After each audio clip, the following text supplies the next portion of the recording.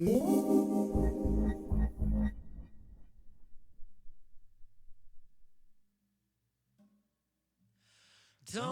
cry no more, my dear. Don't you cry no more. I'll be waiting here, my dear. I'll be at your door. Do you hear me knocking? Do you hear my drum to draw you from your fortress that's been overcome? 'Cause you've been hiding in the shadows of the rubble and debris, and you're still living through a battle. It's been done for many weeks, but listen for the sounds of restoration coming from the streets. Let it remind you you're still alive.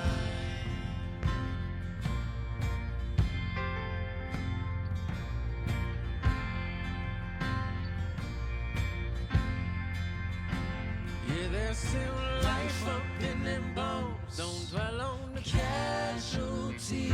For your heart was meant to roam, so watch the company you keep. They will drag you under where the dead are found. Don't give in to slumber. Press on through the higher ground. 'Cause you've been stranded in the valley of the hopeless and the dead, and you're still haunted by the ghosts who left you stuck there where you stand. But may these words bring revelation, lifting you up out this wretched land. Yeah, let it remind you you're still alive. Hey.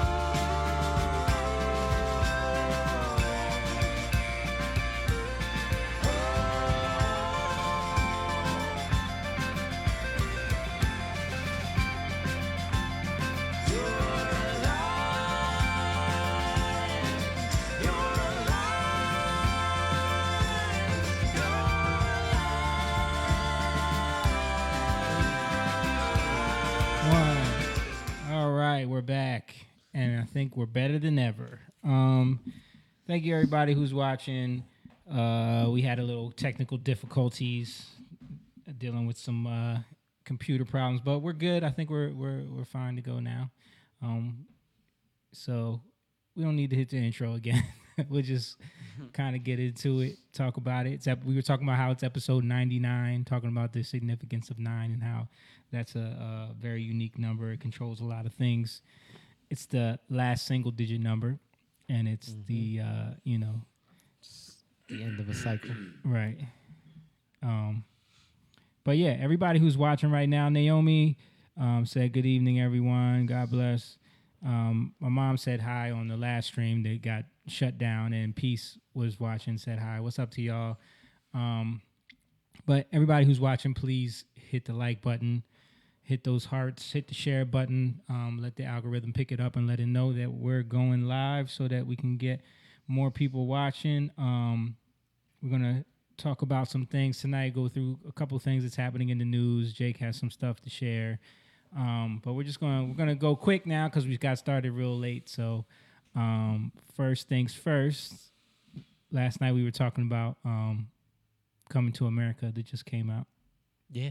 You guys want to give a quick review on that without any spoilers? Trash.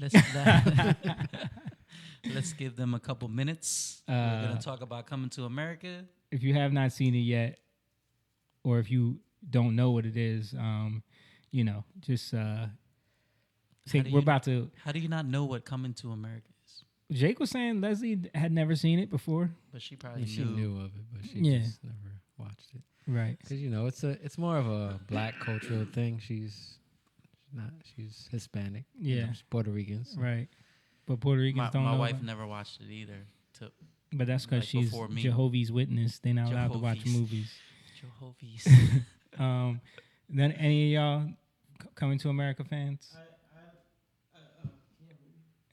My bad. I like the first one. The second one was just Amber was liking it more than me. Yeah. I was sitting there like, it's All right. predictable too.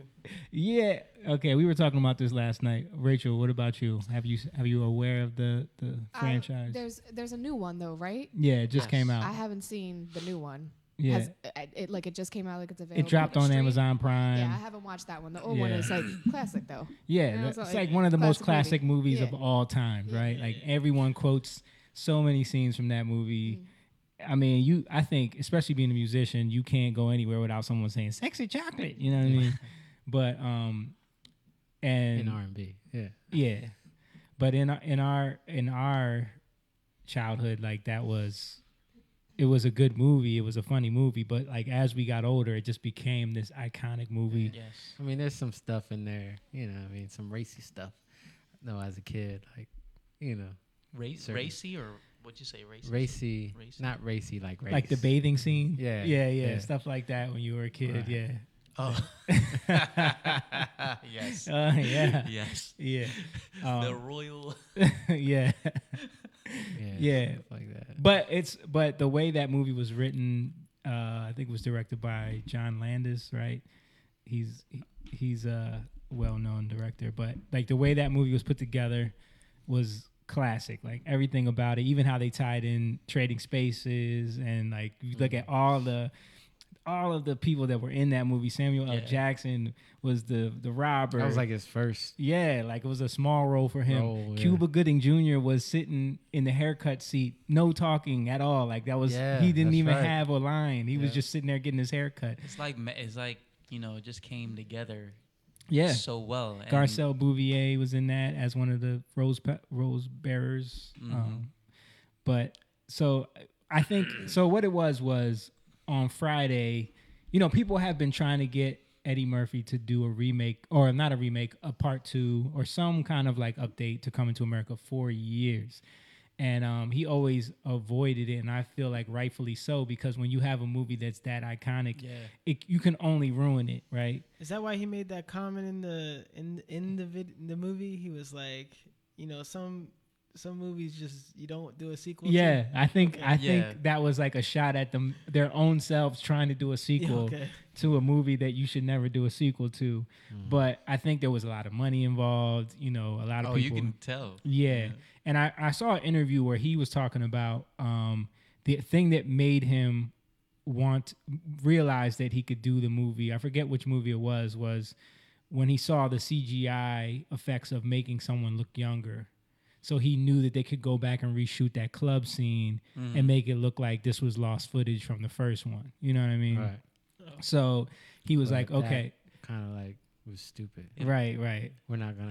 I mean, we Give can, it away. We won't give it away, but the way they tied the two stories together was real lame to me. Yeah. Like it felt kind of flat. Yeah. It was. To me, it was just like, let me capitalize on just nostalgia Yeah. and have no Yeah. kind of story or anything. Just do what they did and add a little bit more to it. Yeah. It was literally there were so many big key moments in the first movie that it was just like, all right, let's just remind everyone about those moments. Right. You know what I Yeah. mean? And just then they'll Yeah. love this movie because everything about this movie reminds them of that movie, you know. But And no. it worked for me in the moment. Like you're like, oh, that's Yeah, right. In the yeah, moment, oh, I was that like, was- yeah, look, yeah, but you know, that's just the feeling of like nostalgia. You know Right. what I mean? You Right. remember the first time you watched that movie, and then they bring in this nostalgia in the new one. But I wonder how many times they're already like from jump, like, we don't even have to try. yeah, You know, like, yeah, we're not what- even going to that's what spend that sucks. much time and money on Yeah. writers because y'all going to buy it. You're going to watch yeah, it. and that's So, what like Yeah. they knew. That's why it's there's so much lacking creativity especially in Hollywood. Yeah. Because they don't Yeah. gotta try. Like they just remake. I remember watching something on music too. They do Yeah. the same thing. Yeah. Like they do stuff like subconsciously, like you won't know, but they do it on purpose to make you. I was you just telling y'all be about. familiar. I was just with- telling y'all about in the studio the other day, and the track that was being Right, used, like right. that was the same approach. No names. You know what I'm saying? Like that's what people do now. It's the easy hook where it's like, oh, just put something in there where it feels familiar to you, and Right. then it becomes a hit again. You know what I Right. mean? Like when you look at the WAP song, was literally "There's some hoes in this house," just repeated. You know what I mean? And then they threw some trap drums over that, and then some trash lyrics over that, and then it was like, you know, that becomes something new It is. again. There's a lot of I try not to listen to it, so it's like, oh, Yeah. okay, there it is in there. I just remember that the From first back time in I the heard it, that it was like, oh, that they just took that and turned it into a new song. our psyche is connected to that. A lot of our soul is connected to that. Like which is like even in the Bible. Like I'm just thinking about because you guys keep saying nostalgia, memory, and Yeah. just thinking about like male and female. Like the word for male is sakar, and it means to remember. Mm-hmm. And the word for female is like, well, it's like remember, but you're pointing at something. You know what I mean? To remember. Right, we were talking about this last night. Yeah. And Yeah. then female is like the place of remembrance, almost like the appointed place or appointment. So it's like the man, even like with a man and a woman, you know, you have the penis, you have the vagina. It's like, you know, because it also means piercing. Right. I'm not trying to be graphic, but Right. that's what it's No, about. it's just real. No, I'm real only life. laughing. It's just real I'm only talk. laughing because I'm thinking about how they are today. Yeah, you can't. A male and a female. Yeah, What do you- that's what not. do you Yeah, mean? Yeah. but Right. that's like, They're but trying to even cancel mom and dad. Yeah. Like the term. I just saw something today. They're Yeah. trying to cancel that. Like they're trying to stop kids from saying mom and dad in the school. Yeah. In like some high school in New York. Right. yeah, but going back to the remember, so it's like you can remember the bad things. You can remember good things that you think are good. They might not even like that. There's some hoes in this house. Like, Mhm. is that really the greatest thing to be reminiscing on? You know what I mean? But it's not no, about. that's women's empowerment, clearly. Yeah. Clearly. And not only that, like you on the surface level, people don't think about, oh, these lyrics are something that I want to remember. What they're thinking about is the moment they Right. heard that. That's what I'm which takes saying. them back to their youthful Connected to club that, days right. when they were partying and they didn't It's have all on these and poppin'. responsibilities. You know what I mean? Right. But that's what I'm saying. Like sometimes when you go back to that and you're like, oh, like just like somebody, you know, the cliche, like back in my day when I was playing football, and then you go through. Yeah. That Al Bundy story, Yeah, right? Where When I he's- was- yeah. 4 touchdowns caught in that one game. Touchdowns, yeah. But what it does, it gives you a feeling. Right. So literally, like you're connected spiritually to Mhm. those memories. You know what I Right. mean? Like you're connected Reminds to me of a those. song that I heard long I was ago. thinking the Yeah. same thing Yeah. when you were saying that. Yeah. Yeah, and that's how we work. Like Right. we work where it's just like, you know, how you smell a scent. Mhm. I was just thinking that, yo, smells really. Yeah. That really does it to me. Like, Yeah. oh, that reminds me Yeah. of, you know. But they know that. That's why Yeah. in Disney World they pump They in pump out. smells that make Right. you want to spend money. You know, they have this down to a science. They do. Every time I hear the Donnell Jones album, I think about Your House Yeah. because we used to listen Right, to that's that all all we the listen time to. in there. You know, like Wow. it just always brings me to, you know, Mon's crib. Yeah. And like there's music, there's always songs that take me to a place in my But life. that's what Yeah. you can call a trigger. right. So if you're like, it's funny because I know with a lot of torment, like I mean, I don't know how true some of this is, but I know with a lot of like the mind control stuff and doing research on that, what they would do is they would maybe play one song over Yeah. and over again. Yeah. And it had nothing to do, or they'd say a word, and it had nothing to do with the act of torment that they were doing to this person, but it would trigger them. Right. Like they do it so many times that they'd create that memory. Mm-hmm. Right. So when they play that, they know it's going to trigger them. Right. Right. It's kind of like the Manchurian Candidate, like what they did in there. You know what I mean? Remember that show you were talking about, Sinner? Yeah. Remember in the first season with Jessica Biel? That's right. Remember the first episode? That That song triggered her Yeah. to kill the dude Because it brought her back. to when she was her and her sister was killed and she was raped and all Right. that. Yeah. She totally I've never suppressed that seen memory. Yeah. But it brought it Yeah. up. So That was a pretty good show. Yeah. yeah. Yeah. A lot of people don't know. Like I started watching the third season. Is that the third season? The third season is With the the one dude that with the, buried himself. Yes, I started watching. yes. That's creepy. Yeah, man.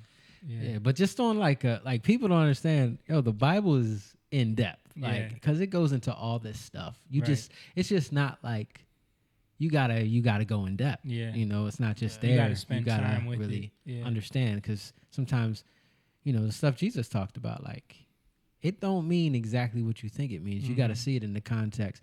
Like you can't, even if you read it in the context of the passage, and if you don't know the backdrop, you're not gonna understand what he's trying to. Mom said when I was at the gym, they play a song from my disco era that brought back memories.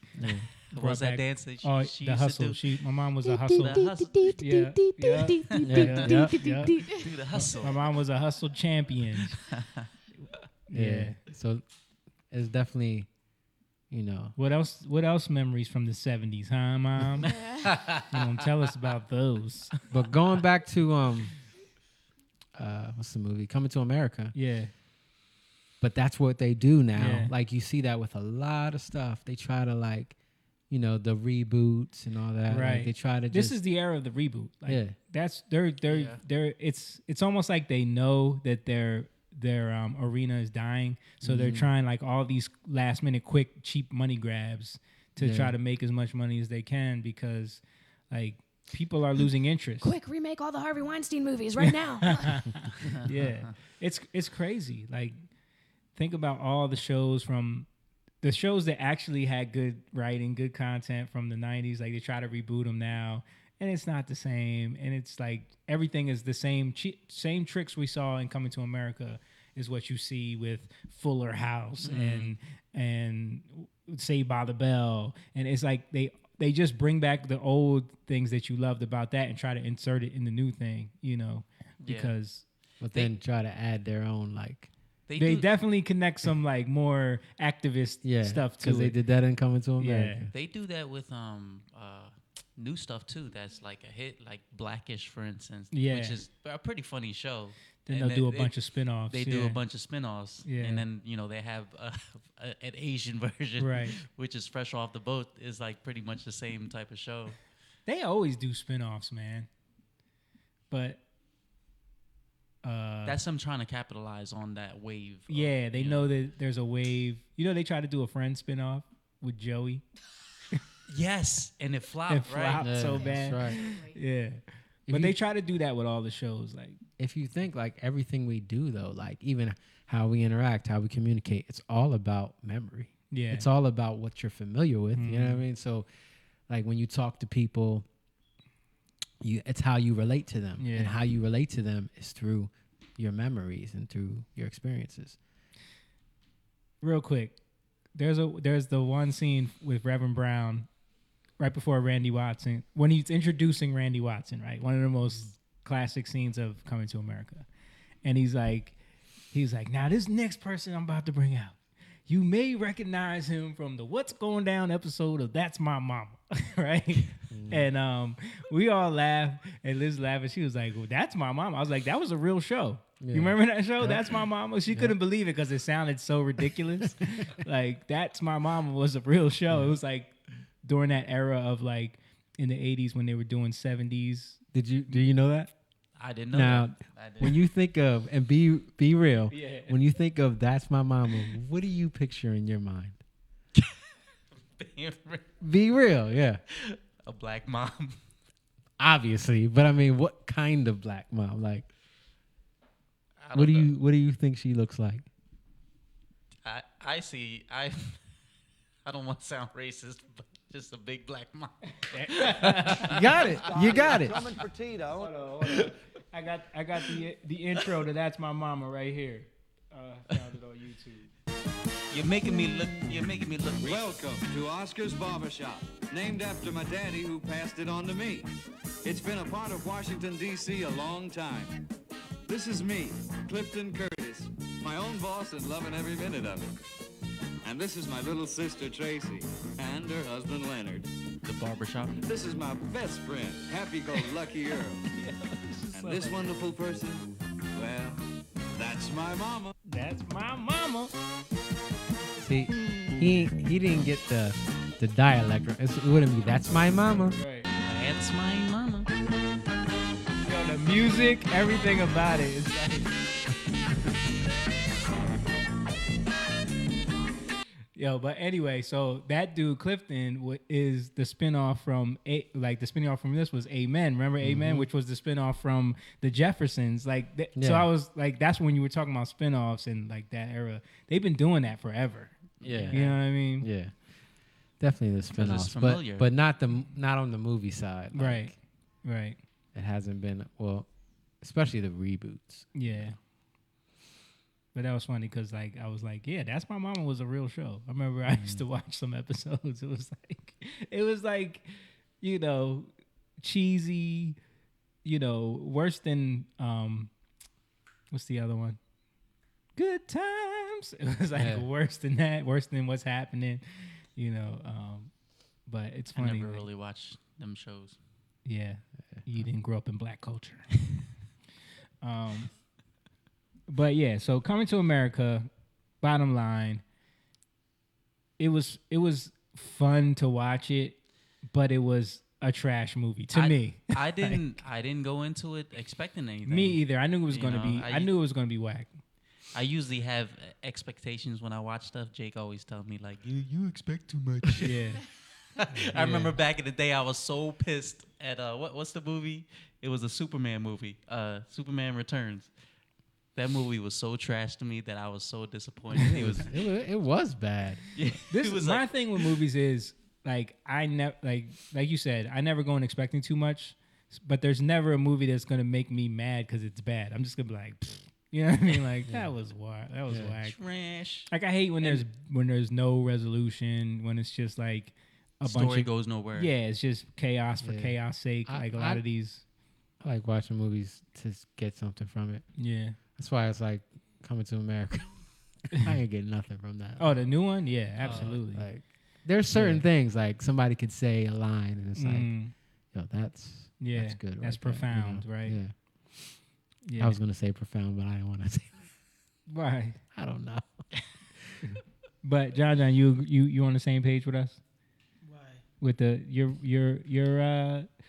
analysis of the movie. Your take, John Johnson. I was not.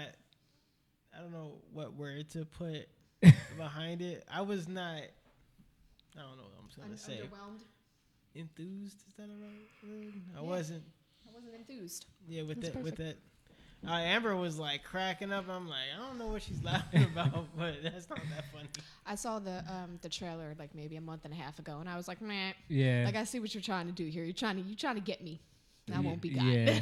That's what, but remember I told you like that's the same way I felt about Baby Yoda, why I wouldn't watch The Exactly, Mandalorian. yeah. Because it felt like that same trick. Yeah. You know, but now knowing from you guys that's not the case, I will watch it, even though I'm kind of like not trying to watch Disney Plus because they're doing a lot of dumb stuff. Yeah, You know dude, what I I'm mean? really. But I'm like, But they wouldn't notice if you didn't. no, they absolutely wouldn't. But I don't think but it's Mandalorian's about amazing. It's about They me got hit though. knowing that what I stand for and still watching something like that. You know what I mean? Yeah. So that's all. All right, so I want to get into a couple things in the news. We talked about that.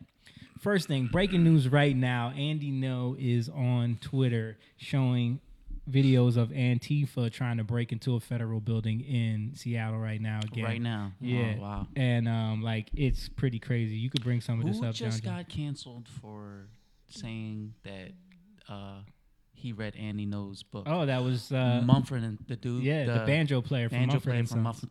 John Yes. John's band. Yeah, Yeah. they were You gonna keep listening to threatening. them? They were threatening to kick him out of the band. I think he's taking a break from the band now. He did like this long apology because he tweeted that he was reading Andy No's book. And Andy No's book is about Antifa and about how like Antifa is trying to subvert the government. Like that's what the book is about. Yeah.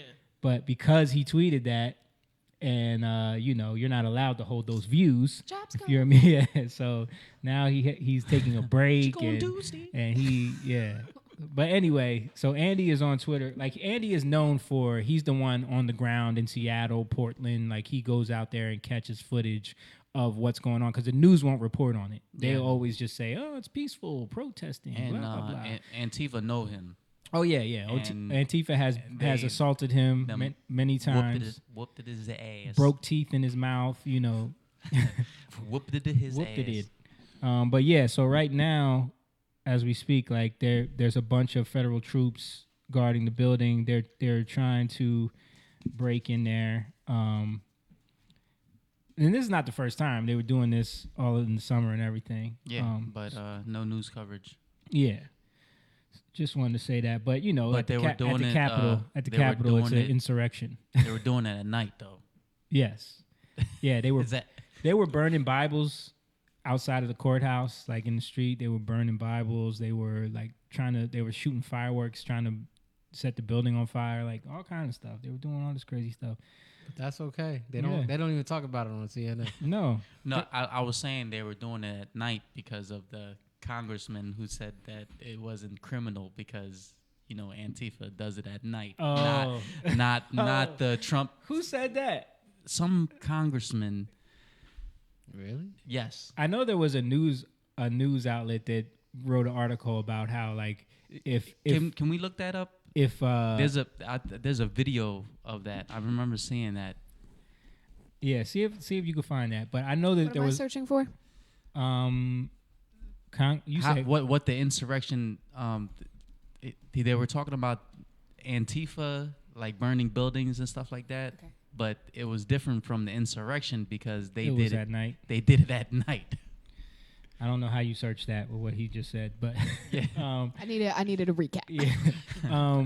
But also there was a news article saying that if Antifa did what happened on January 6th, then it would have been okay. Like why it would have been okay if it was them. You know what I mean? And it's just like blatant double standards that you see It is. going on right now. Something else I wanted to show y'all. Oh, this is a funny story.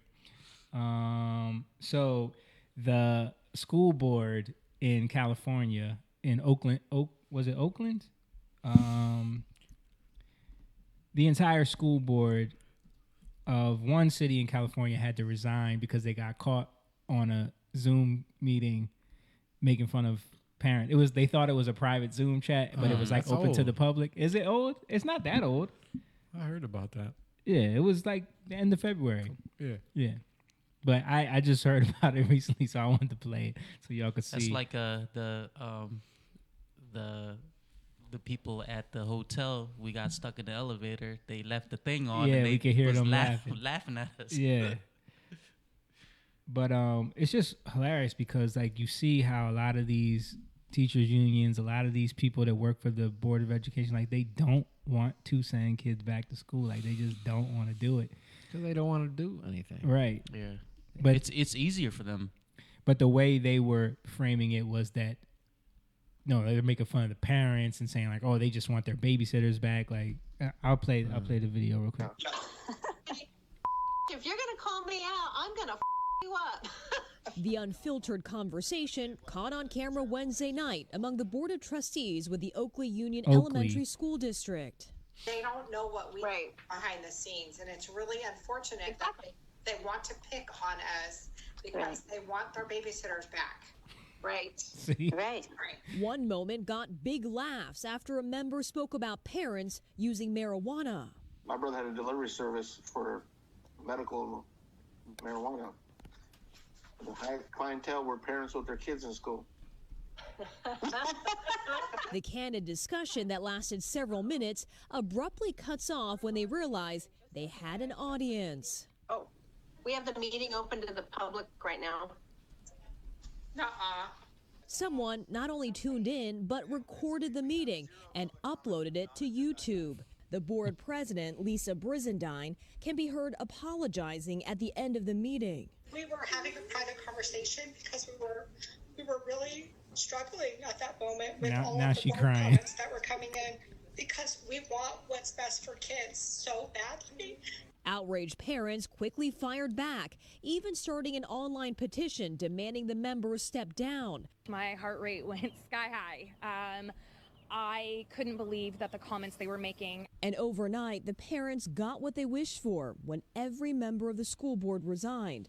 They issued a statement that read in part, "This was a difficult decision, but we hear the community's concerns." I will not make excuses for what happened or why it happened. I am the superintendent. I am responsible and accountable, and I'm truly sorry for what took place.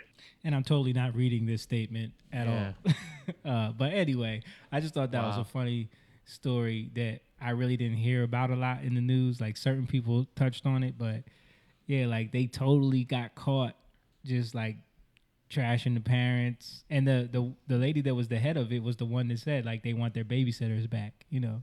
No, when it's like they want their kids to go to school. I want my kids to go to school. We just voted actually to send them back 4 days. Yeah. You know, it's like, I mean, it's clearly there's a lot of kids that are, especially in the middle school, high school age, that are like, they're not what is developing. happening for them? I think we need. I mean, I think we need to do homeschooling. That's I mean, my, I think but in the way that we want to do it. That's some of the videos I gave you. It's kind of like it's talking about a little bit of that. Yeah, I agree with that too. But what I'm saying is, if they're gonna be in the public school system, this like hybrid learning or this remote learning is horrible. Yeah, you know, dealing with especially my daughter's teacher. It's so annoying. Yeah, it's really hard. It's hard for her. It's hard for me. Mm-hmm. You know, because I always got to be around. Like, working it out for her. You know, and they need you to do so much. Like, yeah. It's like makes you think like, well, why don't I just homeschool? You know what I mean? Yeah, I don't have no, like, I'm literally like back and forth. I can't, and then I got to deal with my other one, and then one needs help, and then the other one needs help. Right. You know what I mean? It's a lot. Right. Yeah. Yeah. So it's just they want their babysitter back. Yeah, they want their babysitters back. You know, but you could see, like, of course, behind closed doors, they probably think that all parents are just, you know, whining and don't want to help their kids, you know. Yeah. And they got caught. Yeah, like, I don't mind. It's just the way, like, this is my issue. What she, like, especially with math, when my daughter needs help with something, it's like, now I got to figure out what you are learning, the way you're learning it, to then figure out how to help you. Right. Because that's the problem. That's the main thing. It's always like, all right, what are they trying to get you to do? Yeah. I have to figure that out first before I can even help you. Yeah. And that's, I realize that, like, a lot of this stuff that we're doing, like, I know I never had to learn, like, she's learning, like, all these different associative, like, they're giving her all these terms that you don't need to know. Right. You just want them to know, and Right. it makes it even more difficult because now it's like speaking another language. Right. So now, like, when she asks me questions, I'm like, all right, Layla, what does that mean? Yeah. Because I have no clue how to help you if I don't know what that means. Right. So now I got to find out what that means. Yeah. You know what I mean? It's a language that they're teaching you to almost distance you from, like, make you learn something that you don't have to learn. Right. Is adding another step to learning But the for actual what? math. Yeah. There's nothing you're going to do. That was always my argument with school. Yeah. Why do I got to learn this? There's no point. Teach them math. Right. How does that have anything to do with math? It doesn't. Unless you're gonna be a math professor or something, like, Right. then you start breaking all that down. Yeah. And you need that. Maybe you really don't need that even then. Like, Right. You just got to know how to do it. Right. But you might give it a name because they love to name stuff and Right. make it. You know, people like to put stuff in boxes, Mhm.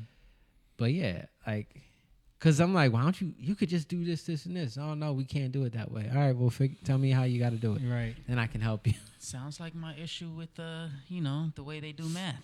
The what's that called again? Common Core. Common Core. Yeah.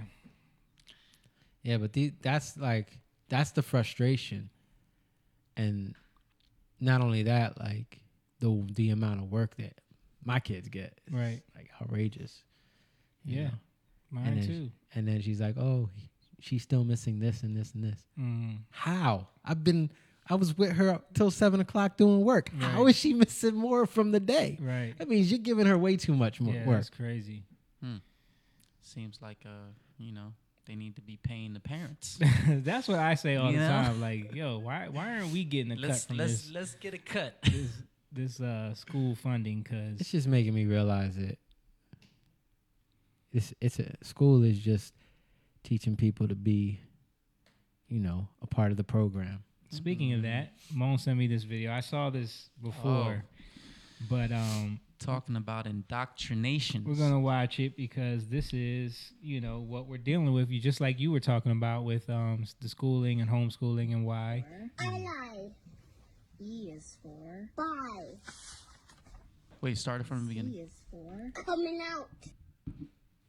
Is for I lied. That was the E is beginning. for bye. C is for coming out. D is for drag. E is for equality. F is for family. And she's videotaping it because she's so looking virtuous. really mad right now. G is for gay. H is for hope. You see how it connects those words in Yeah. a crazy way. Intersex. J is for joy. K is for cookie. L is for lesbian. M is for mountain. What? N is for non-binary. And it's for non-binary. Okay, you get the gist. Yes. Yeah. But this is a real book that they're trying to introduce into a lot of schools. It's called The Gay BCs. And, Moan sent that to me like, yo, what is this? But you see that there's a real attempt to get to kids at an early age to impart certain ideologies on them that might confuse things, especially if you come from a different viewpoint like we do, or anyone who doesn't line up with that ideologically. You're allowed to introduce that confusion at an early age, So, I get what Jake is saying, and I thought about that too many times. Like, I wish, just even the stuff that I've seen my kids get introduced to in school, like little subliminal things all the time. That it's like, man, like, why do they have to do that? Yeah. And then you have to have a conversation about things, Yeah. I had to. I remember the election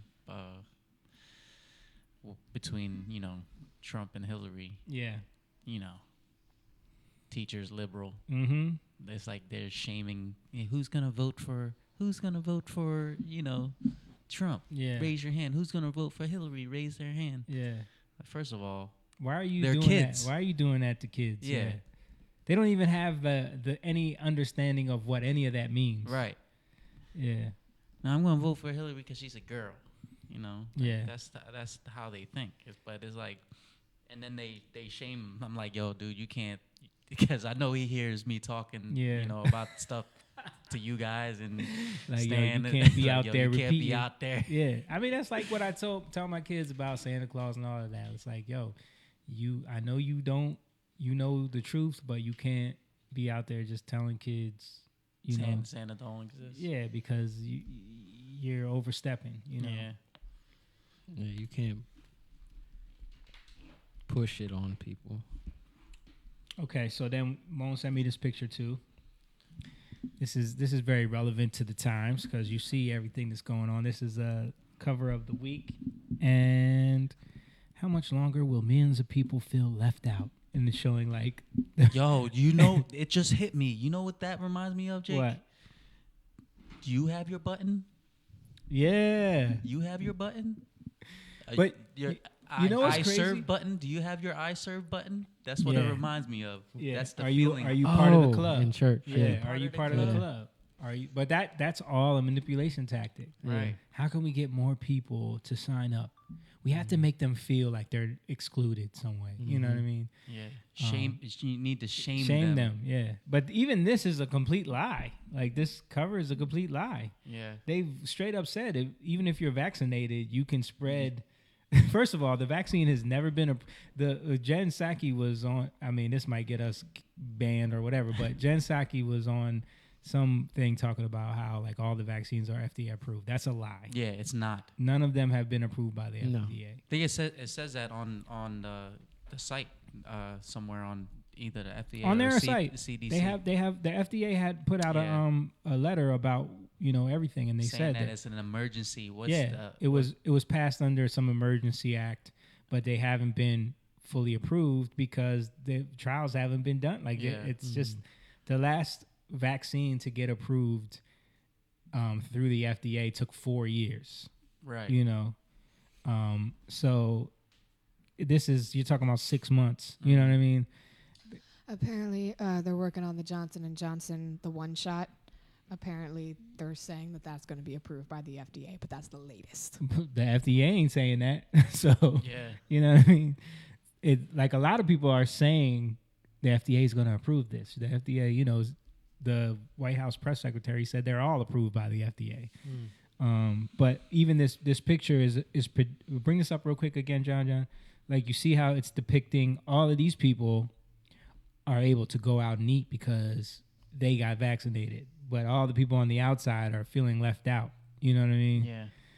And it's like this is basic. Like you're talking to kids, and I guess, and to be honest with you, it is because kids throw tantrums. You're right, and that's what happens. Like when it's all about your feelings, which is what everybody wants to do. It's all about your feelings.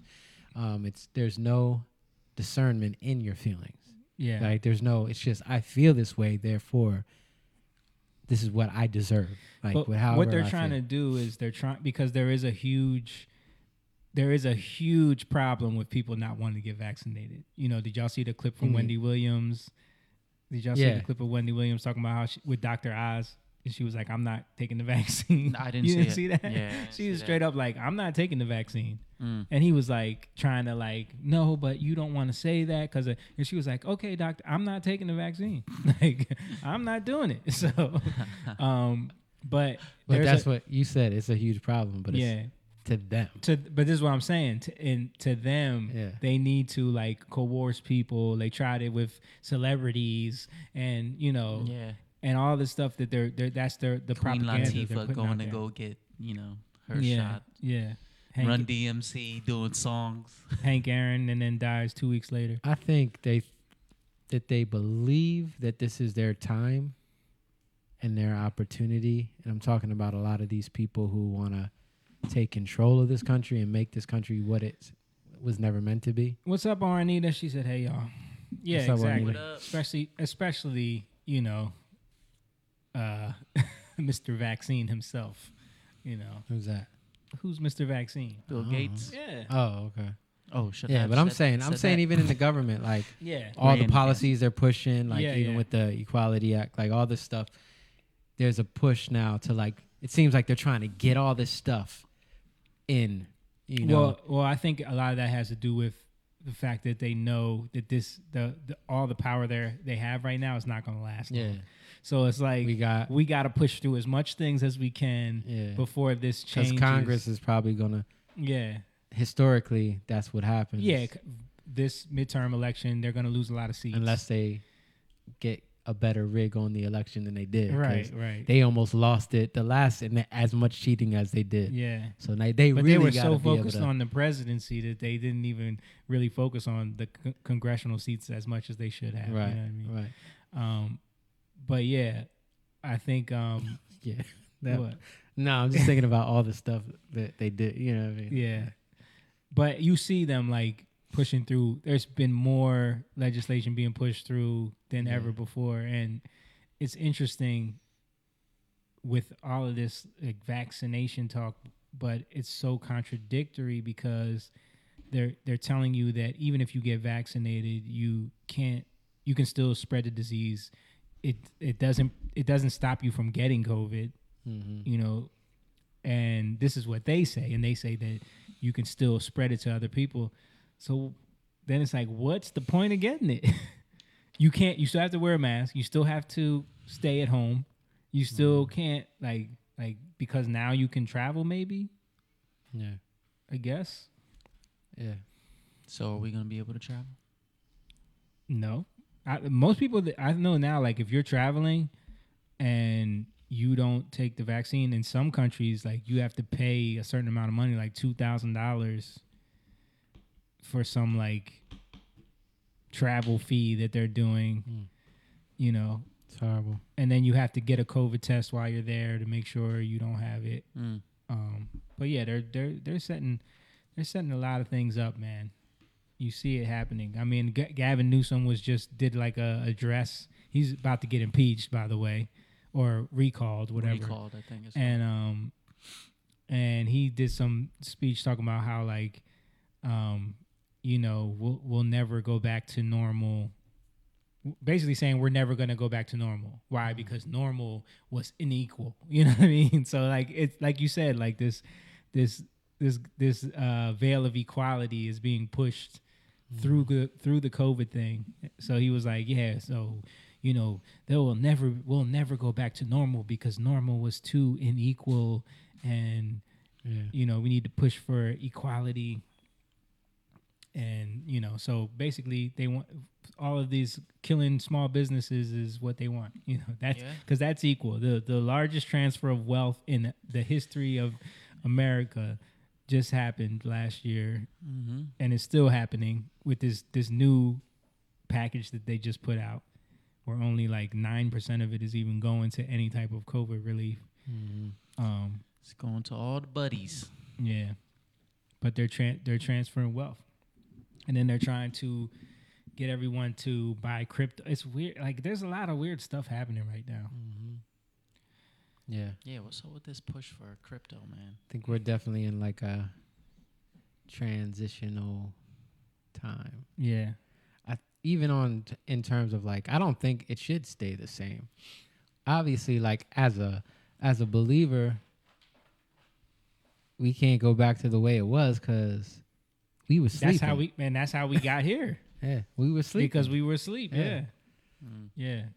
So definitely, like, as a whole, like, yeah, we can't go back. You can't, like, people who think that it should go back to the way it was, really?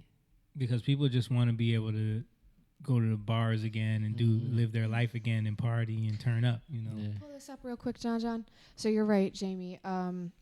So like everybody's reporting like, oh, Johnson & Johnson approved the vaccine, but right on the FDA page, like, yeah, it's still under the EUA, the emergency status. Right. Now it's part of that, and you can get vaccinated, but everybody can go to this website and read exactly everything that they're saying, that it's 66 to 87% effective, and there's no guarantees, and it's all still clinical trials, and nothing is actually licensed or approved, and it won't be. Yeah. It won't be. For years. For so. years. And it's literally laid out right on the FDA website, so anybody can go look at that. But they're gonna be brainwashed because and you're trust listening. what they tell you. The headline is vaccine approved. Exactly. Exclamation point with no link. With nothing and no context there at all. It's just nothing from this. You know, like no excerpt they don't send from you this. there. Yeah. They don't send you there at all because they don't want you to see that. But that's what they do. But if it was something in the other direction, the headline would read, vaccine is only approved under emergency, blah, blah, blah. It would be this long ass headline that makes you fearful of getting the vaccine, you know. that's what people don't realize. Also, we're dealing with something else in the news. Cuomo, you can pull this up, John. Cuomo faces new threat. Impeachment inquiry led by the Democrats. So they actually have they done turned on him. Yes, he is the sacrificial lamb when it comes to what happened back in March and April of last year, because we all know that, and we talked about that on here ad nauseum, like with the fact that they brought old people sick with COVID and young people into nursing homes, shot up the death toll from the beginning, which made everyone panic and freak out. You know, when you look at the way this was handled in the beginning and like the visuals we were getting from Italy and China that somehow no longer exist, with like people just dropping dead in the streets, you know what I mean? Like, and then all these numbers of dead people in New York and Wisconsin and Michigan and like they're investigating her. Governor Whitmer. Yeah. Like she hit did numbers. The same thing. She did the same thing he did. She did the same thing. The haircut lady? Is that her? No. That's Lightfoot. That's Lightfoot in Chicago. That's the mayor in Chicago. Whitmer is the governor of of Michigan. She's the one that got that they were trying to kidnap. Yeah, remember that? Right. Yeah. They were trying to kidnap. Right.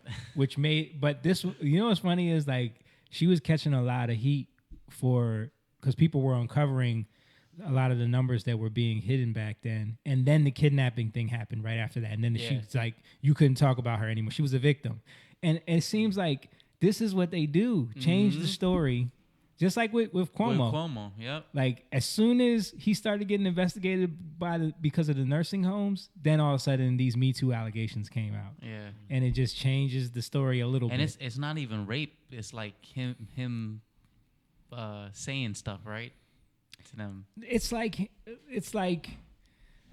he grabbed someone's face one time, or he asked the girl if he could kiss her, or like stuff like that. It's like very like creepy, inappropriate stuff. Yeah. But nothing like what we got here. Andrew like smelling Cuomo like accused smelling of people. making unwanted advances at wedding. Yeah. Have to read, that was so. Can I kiss you? Yeah. I was so confused and shocked and embarrassed. He says grabbed her and kissed her at a 2019 wedding. Placed an unsolicited kiss on her cheek at the reception in Manhattan. Like, I don't know, man. Do we have? Listen, you know. To me, it's just so obvious. If I don't want to be kissed on the cheek, I'm not going to be kissed on the cheek. Right. Like. Right. You can dodge stuff. But he's the governor, you know. He's unstoppable. But to me, it's like it's a clear narrative change. Right. It's a redirect. Mm-hmm. Don't look at that. Look at this. We care more about this, right, guys? So, and now they're all turning their backs on him. We talked about this last week. Like even Hillary came out, you know, and for a while he was. You know, there's all these news clips of he should run for president. Cuomo is the best thing ever. Shit, I thought he was going to run. There was the whole thing where women were coming out saying they were Cuomo-sexuals, right? Trevor Noah said it on The Daily Show. Yeah. I'm a Cuomo-sexual. No, that's not the move. You know? Yeah. I mean, it's okay. Yeah. It's okay to... Yep.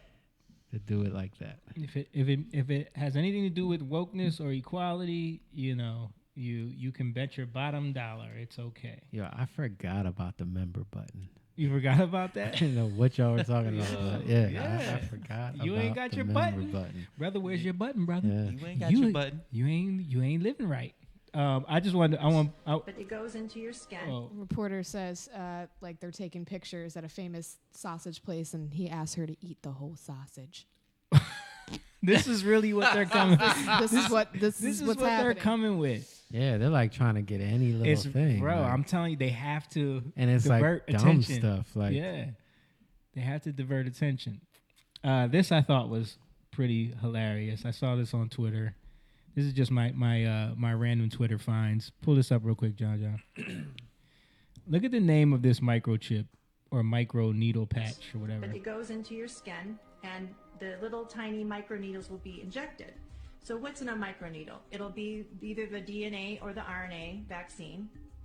Number 2, it'll be something called luciferase. Now, this is very important to know. They patented an enzyme called luciferase. Okay? Why? So this is called luciferase. They claim because it gives a bioluminescence, a light. Okay, and it's not something you can see or feel, but if you have a special device like a smartphone app with a special application, you can scan over it and it will light up. It'll show a pattern, a digital code, a barcode, a tattoo.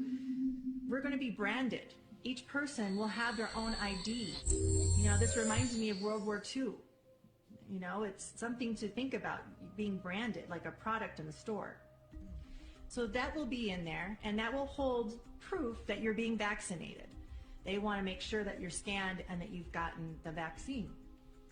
So we'll be branded. What could that be used for? Well, there's lots of technologies out there, but it's something that we need to be concerned about. So there's two things. We have a brand new experimental DNA or RNA vaccine that could potentially alter our genome. Okay, I get it. Like, I only brought that up because of the name of it. It's like, Yeah. first of all, I'm so tired of people trying to tell me stuff in lab coats and like that's supposed to make it mean like you know more. I hate like it's approved by 4 out of 5 doctors. What? She's actor doctor. She must know what she's talking about. She got the mic set up, the whole setup, but she had to put her lab coat on to do the video. So it's like I don't even know if I totally trust what she's saying or like the funny thing to me about it was the name of the freaking microchip. Why do we have this like pattern of anytime something can be connected to some nefarious or like evil conspiracy, they want to name it Lucifer in some way? Like, why do they do that? Dude. It's like, is it like a hiding in plain sight thing, or is it just dumb as hell? Like, I think so. I think, yeah. And then they try to equate it to something else. Like there was in the Vatican, they had a telescope. Well, it's not in the Vatican, but it's not owned, in the it's owned by the the Vatican. Vatican. Yeah, it's actually in New Mexico or Arizona, but it's one of the. I think it's one of the largest. It's Utah or something. It's the like biggest telescope in the world, and it's named Lucifer. Yeah. Like, why? Yeah.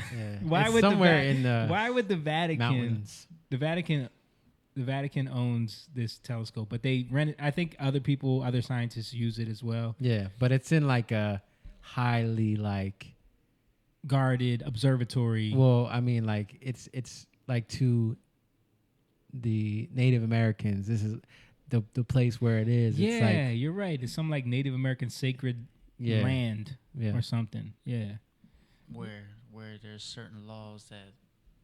Or less laws. Yeah. And they can experiment. Well, no, it's where there's stuff that happens. It's where there's like spiritual stuff activities that happens that they talk about, like the Native Americans. Right. That's what I'm saying. Like, yeah, I can't remember. It's in Arizona. Yeah. Part of the Mount Graham International Observatory is operated by the Vatican Observatory, one of the oldest astronomical research institutions in the world. Yeah, and they've like invested so much money into having this high-powered telescope, and then they named it Lucifer. And see if you can see what Lucifer stands for, because it's the most like made-up reason why they like it's these words, like because Lucifer is an acronym for something, right? But it's like light unit. Like constructed, it's like this weird. Like they reached to get those initials to be Lucifer. But it's like it's always funny to me. It's like why you had to pick of infinite names, and you go with that one. Something. There's something to that. What does it say? Trigger people. It's an acronym, but it only there's all these words in between. Yes.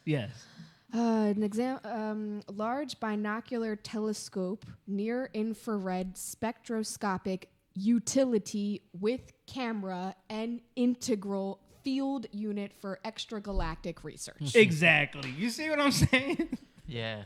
You see what I'm saying? Okay. So out of that whole sentence, you edited, you took out Lucifer and put that together for the name. Maybe it's connected to like, because I know like Lucifer is about, light. Yeah. And they nicknamed it Lucy. Yeah.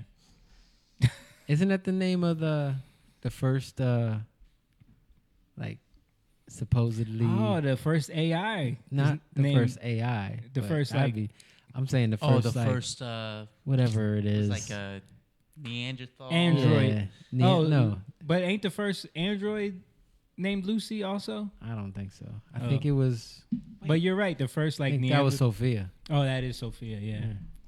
Yeah, isn't that a movie? Yeah, it's a movie with Scarlett.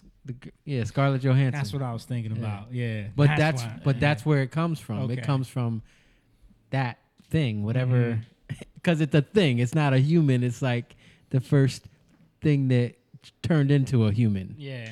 It's like the missing link type thing, but it's called Lucy, which is interesting. Very interesting. That she, that's the nickname. And All right, so let's get into these videos Jake sent me. We did a lot of talking about world events.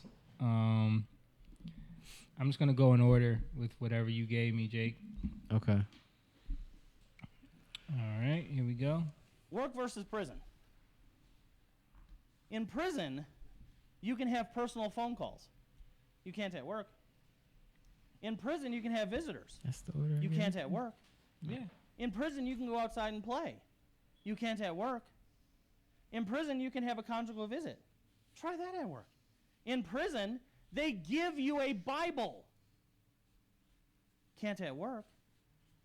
50 out of 50 states now, it's illegal for you to proselytize at work. Where are you more free? Isn't that interesting? And I had somebody hear this once, and they come up and they say, well, Josh, but at work, I still get to go home at the end of the day. You can in prison, too. It's called work release.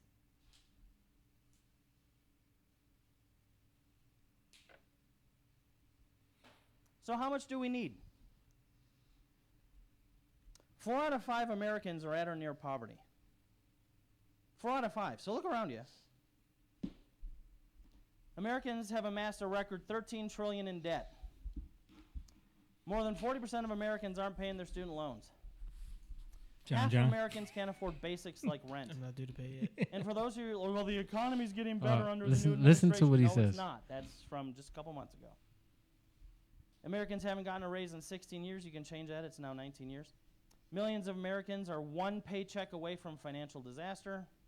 You get all this, yada, yada, yada. You get it. This is the one that really hit if you're me. alive in 68, 40% of Americans now make less than 1968 minimum wage. Listen to it. So if you make less than $22.50 an hour, you're making less than 1968 minimum wage. Damn. Many middle-class Americans plan to work until they die. This is what really breaks my heart. I don't know any of you from Adams, so I don't know if any of you are financial planners. If you are, you're about to get mad with me, but I'm going to say it anyway. I mean, you want to pause that? The entire Can we talk about that? Yeah, we can. Like, if you make less than 22 an hour, you're we're making talking about equating to what that was worth in 1968. Right.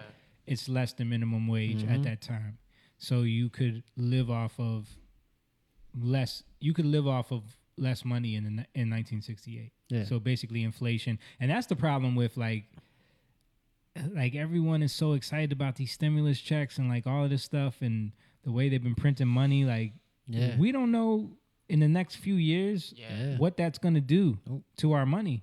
Like, you already see gas prices going up, food prices have been going up.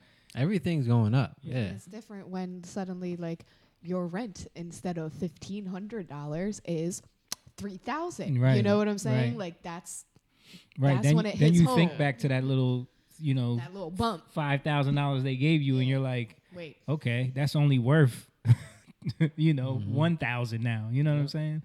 So that's the struggle of it. That's why like a lot of left people. Mom just said Lucy in the Sky with Diamonds. Yeah. Maybe that's LSD. That has a link maybe. Yeah. Anyway. But I was saying like a lot of people on the left will take that information and say, well, see, this is why we need to raise the minimum wage to, I just saw a video, a dude was asking people like, well, we should raise the minimum. They're like $50, you know what I mean? But they don't understand that when you do that, all that does is increase the price of goods and increase the price of everything else. Yeah. So you raise the minimum wage, but then that money that, especially in small businesses, they have to pay to their employees now just gets transferred to the consumer. Mm-hmm. So it still inflates money. It still inflates money. Just raising the minimum wage doesn't do anything. Right. Like, you got to let the free market take care of itself in that way. You know, a lot of people say that there should be no minimum wage and let labor. Labor is the unemployment is what I mean. I'm sorry. Employment is way higher than it was back in the day, back in the 1960s, back in the 1950s, back in the 1920s. Like he goes into that too. Like, employment. Now we go to school to be employees. Right. Back then it was entrepreneurs. Yeah. Like, it was more. There was trades. The trades were a lot bigger back then. But too. I mean, there was a bigger need for entrepreneurs because there wasn't these corporations like there are now. Right. You know, so these big box stores didn't exist. People could back live then. off less. That's why they had so many freaking kids. Yeah. Back in the day. Yeah. But there's it was still like 8+. Yeah. There's still ways, and even like even like there's stuff happening right now that I think can help us to take off a lot of these bondages, you know, of like going to work and because basically taking away the middleman. Right. But it's just about what that looks like and how we can implement it. You know, I don't know how yet, but I know, like, I'm starting to see a picture of like, yeah, you know, but I also think that that's why they're starting to push everybody into this crypto realm because it's more, it's another controlled, right. You know, they're trying to make it go away. They want it to go. Right. Right. And also it's why this whole shutdown put a large setback on exactly what we're talking about, because it allowed the big box stores to basically just run everything, remain open. They could easily make adjustments for, like, you walk into a Target or a Walmart, they had all the aisles changed up, those arrows on the thing and the lines for you to stay. Like, a small business couldn't do that, so they had to shut down. You know, they couldn't afford to keep their employees on because they weren't making no money. So you gave all the power over to the big corporations during this shutdown. So now, but that's what I'm saying is, like, we've been programmed to do that, right? In school, you know what I mean? We've been programmed as kids to just give the power over. You go to work. I mean, you go to school to get a job, right? To be an employee, and that's kind of what he was talking about. And you know, that's not to own businesses, to get a job. He was saying something, I didn't put it in there, but he was saying that, like, he was like, he couldn't read, and he learned to read by like reading magazines. And he was saying that one thing that stood out was he was reading the Forbes magazine and just reading about the people who were like at the top 10 richest people. And he said the biggest thing that stood out was, like, most of them didn't go to college. Yeah. And then he was like, and then most of them don't even work. Yeah. And he was like, and then the other weird thing was, he was like, some of them didn't even graduate high school. And that's still true now. Yeah. And we don't think about those things. Right. Because we're trying to just be a part of the system, because we think that's the safe thing to do. Yeah. You know? Yeah. You look at somebody like Tim Pool didn't graduate high school, I think. Pretty sure. What's this right here? A little article from Business Insider detailing 2020 big businesses got bigger, small businesses died. Vicious cycle won't stop until we take action. Right. Just kind of looking at those numbers in case, you know. Yeah, but that's why when you see these people that are out like protesting, saying like open up businesses, let people go back to work, and then you have this massive amount of people that are just like, how dare you? You know what I mean? You want to kill everyone. You know, they don't understand what these people are saying, like what's happening, what this is going to cause in the future. Yeah. And how like a disease that, you know, now they're starting to say might almost definitely have came from mistreatment in a lab in Wuhan now. You know what I mean? Now that's being allowed to be said now. You know what I mean? Like that whole bat narrative makes no sense anymore. You know what I mean? But now it could have come from a lab in Wuhan and all this stuff. Okay. But the way they handled this, the way they decided to lock us all down, just totally it forced us to basically give power over to the governors that they don't want to let go of now. That's why Gavin Newsom is saying like we're never going to go back to normal. You know, it forced us to, because a lot of it was fear based. They had us all in fear of what was going to happen. Everyone's going to get sick. So we agreed to 15 days. Like we're coming up on March 15th, which is how many days away? 4 days away. Yeah, Monday. That was the day they announced 15 days to slow the spread. Okay. We're going to be a year to that day coming up in 4 days. You know what I'm saying? So like we all agreed to that because of. It's going to be 2022 now they're talking. Yeah. But this is what you're saying. Like this is what we need to wake up from because of this. We need to realize what we've been compliant to. And it was way before COVID. Yeah, definitely. COVID was the catalyst to grab more of the power quickly. Yeah, I think COVID is actually a good thing.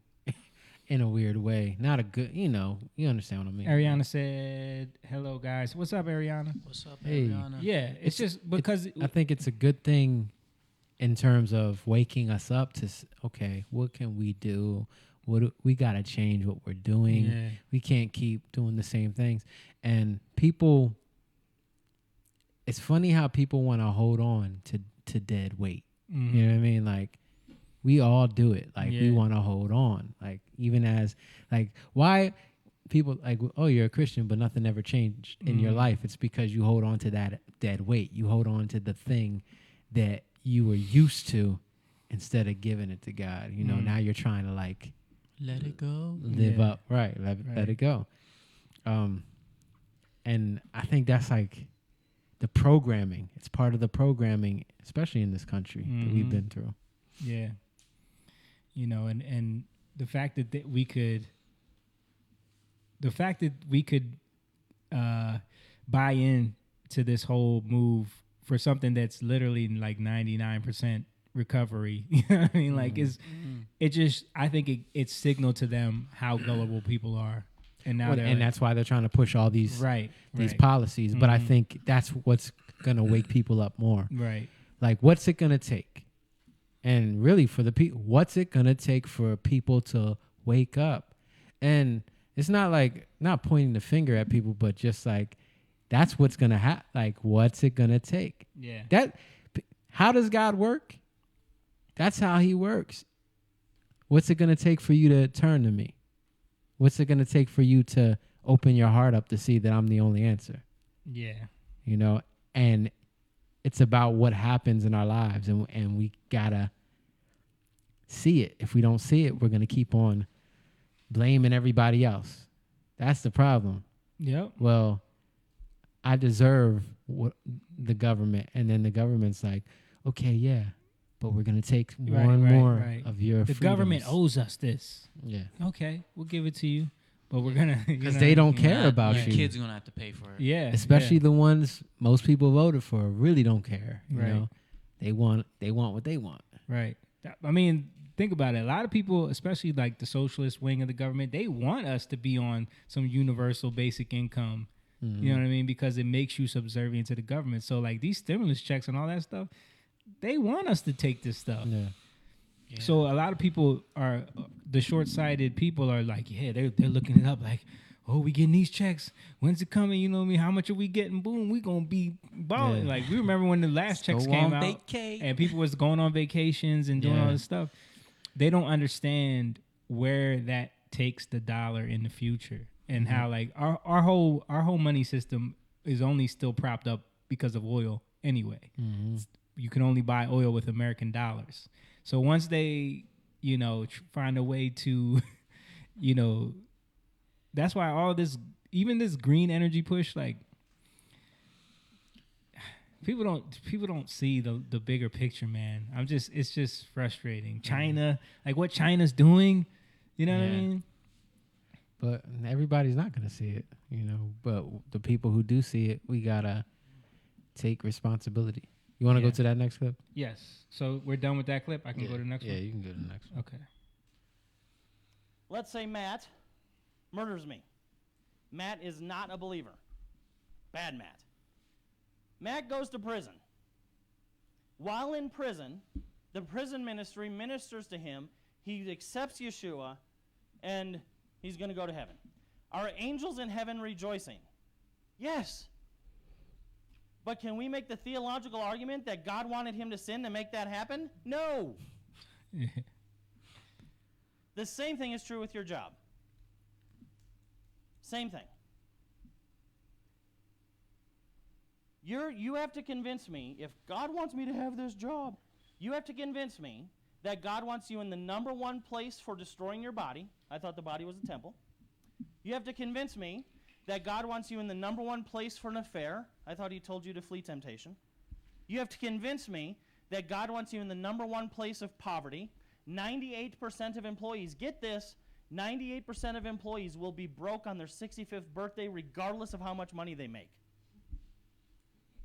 If you can somehow make the Bible say those three things, you got some Bible magic. Yeah, that's crazy. So don't tell me, well, God wants me here. Now, I'm not saying if you're 16... I just want to pause real quick, because the statistics that he's reading off are things that you would think they would be trying to figure out, all right, what are we missing here?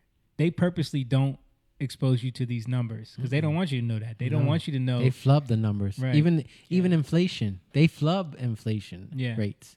They say it's like a 3%. It's higher. It's more like 10. Wow.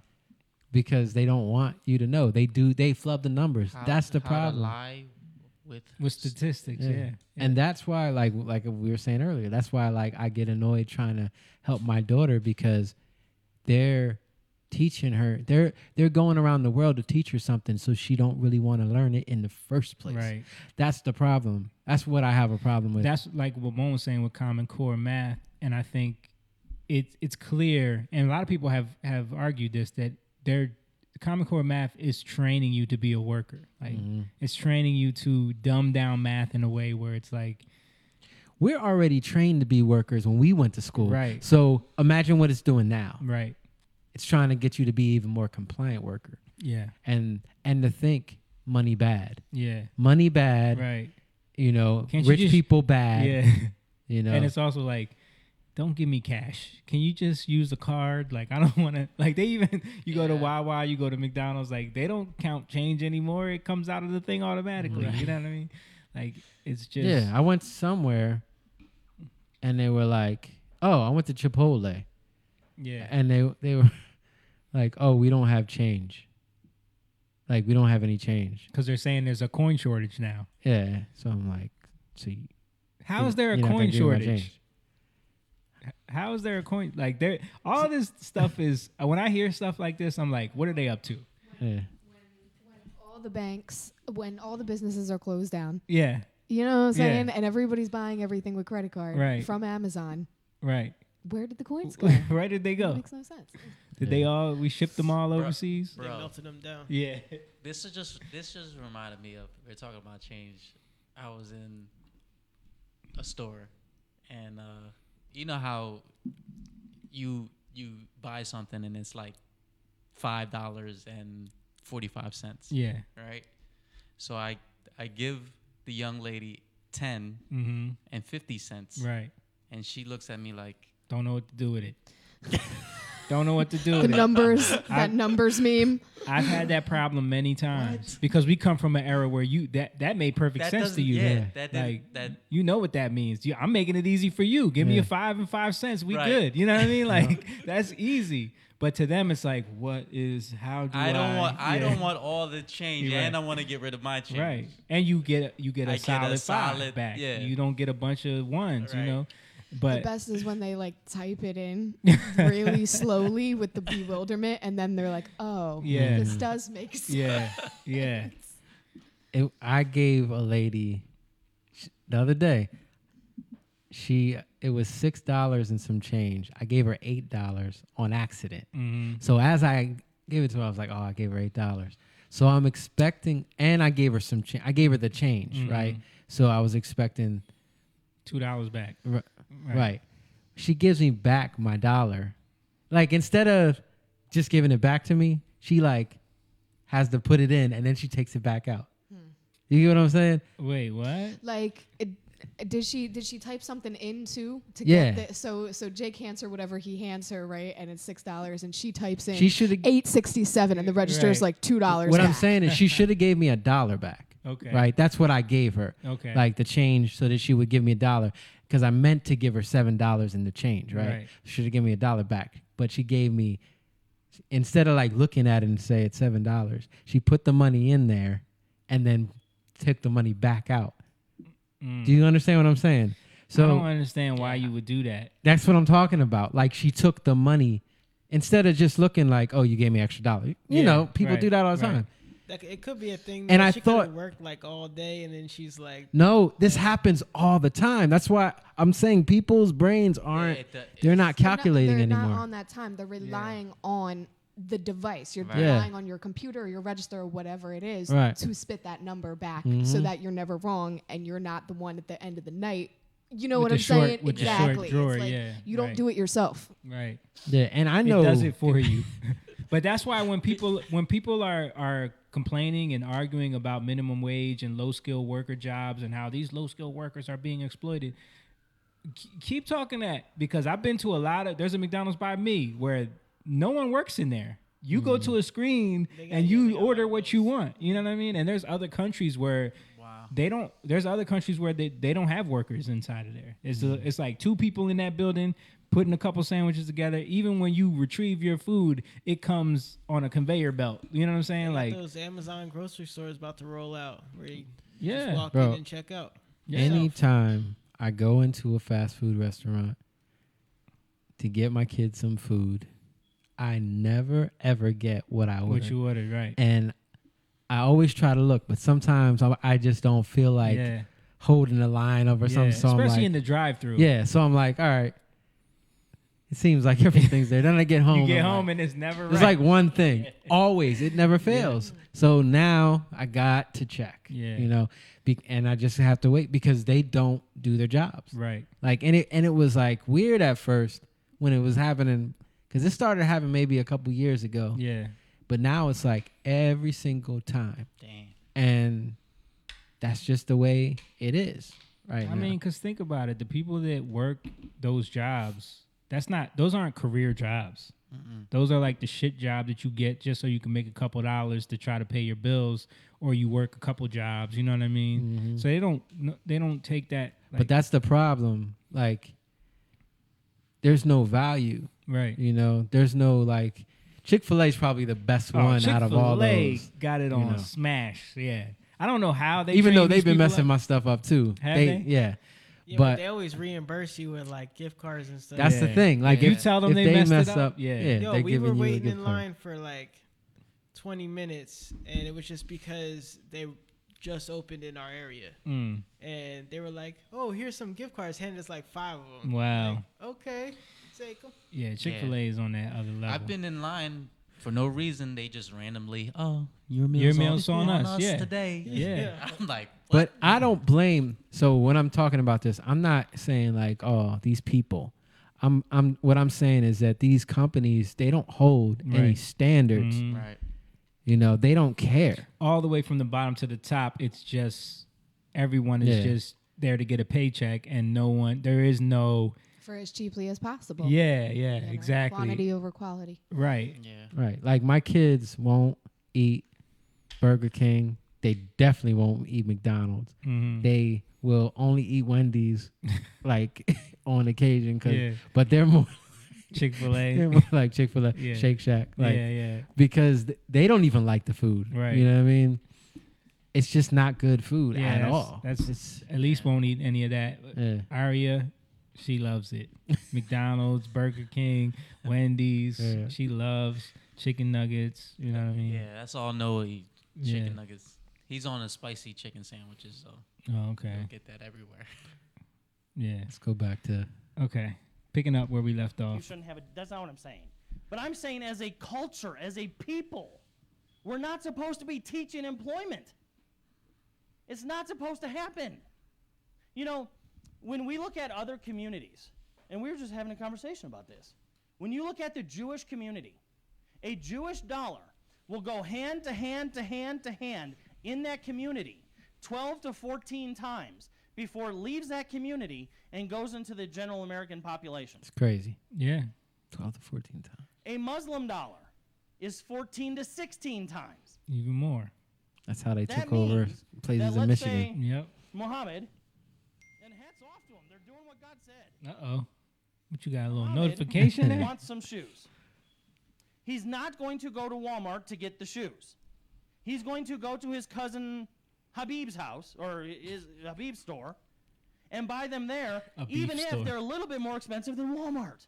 Right. Why? Because it stays in the tribe. They understand how that works. And if Habib doesn't sell shoes, he's going to import his cousin Ishakar, and he's going to sell shoes.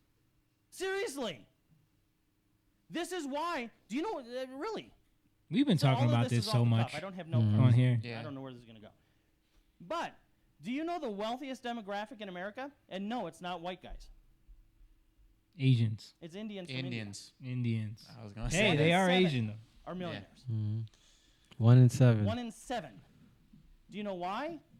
Because they don't come here and get a job at Walmart. Shout out to Baruch. They Yeah, come here and they Baruch. start a Our business. boy. And they even have a tribal plan for it. It's called a chitty. Bro, they do, man. And this is how it works. They It's do. a I see genius. them. It's called a chitty. Let's say there are 10 It's a name for it. Indian families already in town. They each will contribute $10,000 a month. That's a lot of ching, right? They will take that $10,000, and let's say he's part of the community. They'll take that $10,000, and when it gets enough, we're buying him a gas station. Then we do it again. And then we get enough, we're buying her a hotel. Which is why the Patel family now owns 70% of the hotels in this country. And we're sitting here going, well, I can't make it on Wednesday night because I got to work late. Really? Really? Huh. So you say you love Jesus, right? Uh-huh. You say you really love. All right, so yeah, we need to address that because it's something that we've talked about. Just the fact that we have no sense of that type of community building anymore, and I think we used to, like back in the day. I even like when I look at how our family was, that like the Evans family, like they were all about that. Yeah. Like my grandfather's generation, their brothers and sisters and stuff like that, like how they worked, how they built the community, how they used to help each other out. They used to have an organization, and they had newsletters and everything. You know what I mean? For that, just in the Evans family. Yeah, but what I'm saying is, it was to keep the family, uplifted. Yeah. You see how all of that has fallen apart. You know what I mean? And I think a lot of it has to do with the way we're trained up in school, the way we're taught to. Well, it's 3 generations. Look how because that's our grandfather. Look how 3 generations it changes, and even with our dad, like, I think it has to do with a little bit of like, it's not just, you can't just do that. You know what I mean? Right. But definitely. Yeah. And I watch what they do, the Indian community in Voorhees, and the way they're buying schools, they're buying properties, they're like building churches. You know what I mean? Mm-hmm. It's on a different level. All right, let's go to this next clip. Of Jesus. Uh-huh. But you're also about making millions of dollars. Uh-huh. What about the rich young ruler? This is one of my all-time favorite tough questions. This is the same guy who's talking because it earlier. really gives us the opportunity to dispel some myths. First, we need to realize this rich young ruler story happens once in the entire Bible. It didn't happen from Adam all the way up to the rich young ruler, and then we see this happen. Come on. And now when we see this happen, look at Jesus' approach. The question is Lord, how do I get saved? How do I get into heaven? And Jesus' instant answer is you give up everything and follow after me, right? No. The instant answer was everything else. It was a litany of things. And he's discovering the heart of this guy.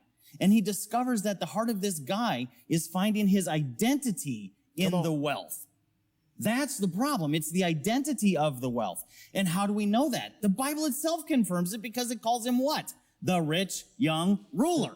So even God is saying, hey, this story is about a guy that has an identity problem. So he doesn't have a name outside of the rich young ruler. Right.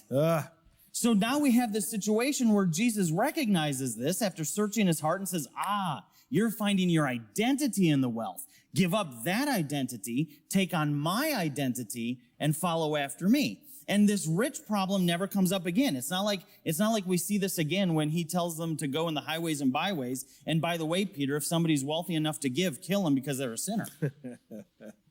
Yeah, exactly right. So how did God bless Abraham, Isaac, and Jacob, and how did that work? I mean, was it with poverty, or how did you know? Well, that's exactly it, right? God didn't say, Abraham, I curse you with cattle on 1,000 hills. David, I curse you with many servants. He says, I bless you. It is a blessing from God. And God even says, it is I, God, who gives the power to create wealth. But most of the time, we stop there. The sentence continues. And it says, as a sign of my covenant. How many of us on the day we die hope he still keeps covenant? Come on. So there's a reality to this, but we've allowed ourselves to take out of context verses. We've allowed ourselves to believe the lie of the devil, cocoon that up, and give us confirmation bias so we can feel good in our poverty, never have to feel uncomfortable, and really buy the lie that was given us to the devil. And then we have to ask the other awkward question, why would the devil not want us to be wealthy? Here's the deal with this. Whenever he told the rich young ruler, the nameless young man whose total identity, as you pointed out, was that he was rich. Yep. He said, okay, let me talk to you about that. You're going to have to trade in your identity. You need to go and sell everything that you have to follow me. He had also done the same thing with Peter and Andrew. That's exactly right. And nobody says you're not allowed to fish. That's exactly right. Nobody says, he told them, said, okay, drop your nets and follow me right now. And they said, okay, bye, Dad. Love you, man, but I'm following this guy. So in order to believe that the rich young ruler story is telling you that you're not supposed to be successful financially, you would also then have to believe, like you were pointing out, that you cannot be a Christian and a fisherman because he had to give up that too. Or a doctor and a Christian. Or what any other profession that they literally had to give up their identity in. And that's where we get confused. And even in the rest of that story, it continues to talk about how a camel, it's easier for a camel to enter into the eye of a needle than a rich man into heaven. And again, the sentence doesn't stop. But with Christ, all things are possible. Well, wait a second. Jesus says, I'm the way, truth, and life. Nobody gets to the Father but through me. But that means if you think the rich young ruler story is about money and not about identity, then you have to believe then that poor people get into heaven just because they're poor. So first, when it comes to educating them, we could talk about that. So that I thought that was a good point, like with the rich, it was a very good point. Rich young ruler. Because you always hear people bring that up, like, rich person can't, but it's more about if your whole world, your whole identity is built off of you just chasing money and being rich and living this lifestyle, then that's what needs to be addressed. And I think, like with the whole prosperity gospel, that was the issue. It was like, well, my identity is in if I have this, like when we went to a church and it was like, well, the pastor has this Lexus, right, and then his spiritual son has another church that he's getting there. He got an old Benz, but he's on his way. He's trying to get him a Lexus. He's faithing it to the next step. And it's like, I got to live the life that I think I'm supposed to have when it's really, no, you're supposed to live the life that's in God. You know what I mean? That's it. Like, but when you put your identity in an idea that didn't come from God, now it's off. Right. And then you're preaching that to other people, and now you're speaking to them about their desires that are in their heart that aren't exactly, the heart's wicked, right? Right. And you come to God, you got a lot of wickedness in your heart that needs to be dealt with. But instead of like dealing with that, you're actually just pointing to those things and saying, all right, keep it up. You know what I mean? Now, go harder instead of convicting people. That's the problem. It's not the problem that money's bad. No, it's the love of money. Right. And that's the issue with the prosperity gospel, faith, you know, those confessions, putting stuff on your wall, car, house, you know, all those things. That ain't that the same as New building. What's the new age version of that? It's like a something board. Vision board. Vision board. Yeah. It's the same thing. Right. Yeah, but I think like, well, I see how people get caught up in these things that they feel in their hearts, right? These desires, they go for this, but then when that doesn't work the way they planned it to work, then they go the other route. Now it's like, no, you shouldn't be doing none of that. Like you'll go to like vow of poverty. Like that's the other extreme when, you know, you shouldn't be selling anything for God. You shouldn't be doing anything. You know what I mean? When it's like, yeah, you shouldn't be selling anything for God, but you have the right to sell and you have the right to work, but it's all about how you work, you know, and that's what we have to redefine. Like we were saying earlier, getting a job, getting a 9-to-5. And he broke it down like the amount of time you spend with your spouse, I think it was like 34 minutes a day. So, and he was saying like the love of money is the root of all evil. So he's like, that's not for rich people only, that's for poor people too. Right. Because you can be working your whole life and you only spent like, just take a day. You only spend 34 minutes with your wife, but you love your wife. Right. But yet you take all your time and focus on this job. Right. So who do you really love? You know, and we get caught up in that. Oh no, but I have to. Yeah. But do you really have to? Right. You know, and I know for me, like just seeing how like, all right, however I have to do this, but I know, like I know I got to be there for my family. I know I have to be there and be there for my wife. And even like, not just that, but how can we do more? How can my wife quit her job? Right. Like that's my next step. How can I get her? Me too. How can she quit her job? That's where I'm at. Like, yeah. Yeah. But if you're just stuck in like, what you know, you got a mortgage, you got car payments, you got all these things, and you can't see outside of that. Like, you get stuck, and now you're subservient to these things that you desire. Like, it blows my mind that I'm able to do what I can do, and still, like, I don't understand how my bills get paid, but I never worry about it, and it always gets paid. You know, we're not making all kinds of money out here, but. Yeah, so you can donate and subscribe to the Patreon, please, people, because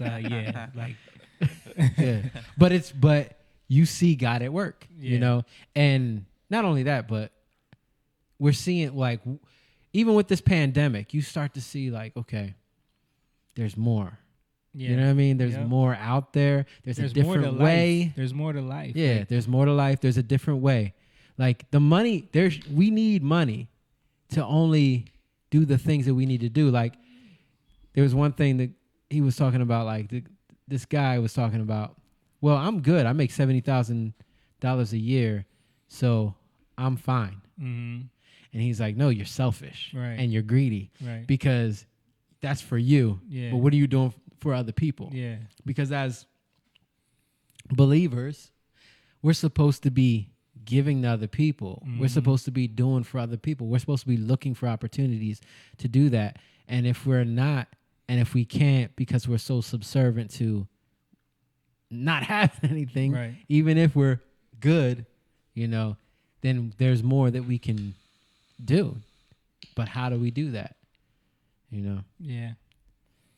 And he brought up a lot of good points. I was trying to find a clip of him speaking about like the you know, servants and masters, and how the servants are like employees, but even employees are like another level in today's world. That's crazy. How it's like almost like slavery, you know. Dude, I just watched this movie on Netflix that was about, and speaking of Indians, I forget what, White Tiger. Did you guys see this? No.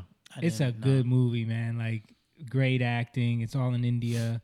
Oh, that's the one with the like gangster. No, type it's of, a dude. It's what he's saying. It's a dude who's like super poor, comes from a poor ass village, and like he finds a way to come up out of it by being a servant for someone. Like there's people that literally they aspire to this, to find like a rich person that they could be a servant for, like in any capacity, if it's like the driver or whatever.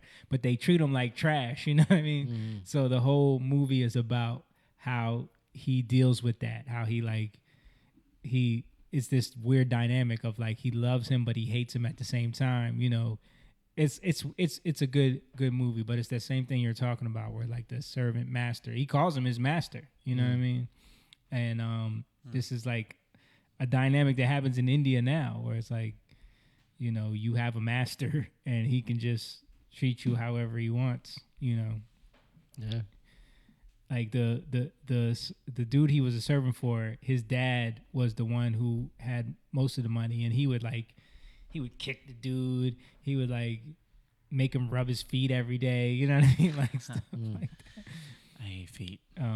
But yeah, what that dude was breaking down is very, very relevant, and you know, it like you're saying, this pandemic has lifted the veil in a lot of ways on a lot of the things that we just accepted and we just thought was the norm, and it was just, we were in a cycle like we were talking about last week, those cycles of, you know, I kept viewing it like, you know how in water there's currents and you can get caught in a current that you can't get out of. I'm talking about under the water, right? But if you can get pulled up out of that, you can totally be free and swim. But if you get caught in one of those like riptide undercurrents, you can't move. So it's that same type of concept. We get caught in these currents where we just kind of go with the flow for a long time, and it takes something to disrupt that, to be like, wait a minute, what am I doing here? You know? Yeah, and that's, we think it's bad, but it's actually a blessing. You know? Right.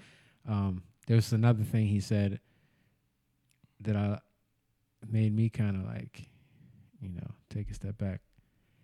That most heart attacks happen on Monday, but the stress starts on Friday. Wow. Even though you would think, you know, that it doesn't, and it's and it starts in middle school. For most people, like the anxiety and the stress, because you don't even want to go back to school, right? Because school is like your job, you know.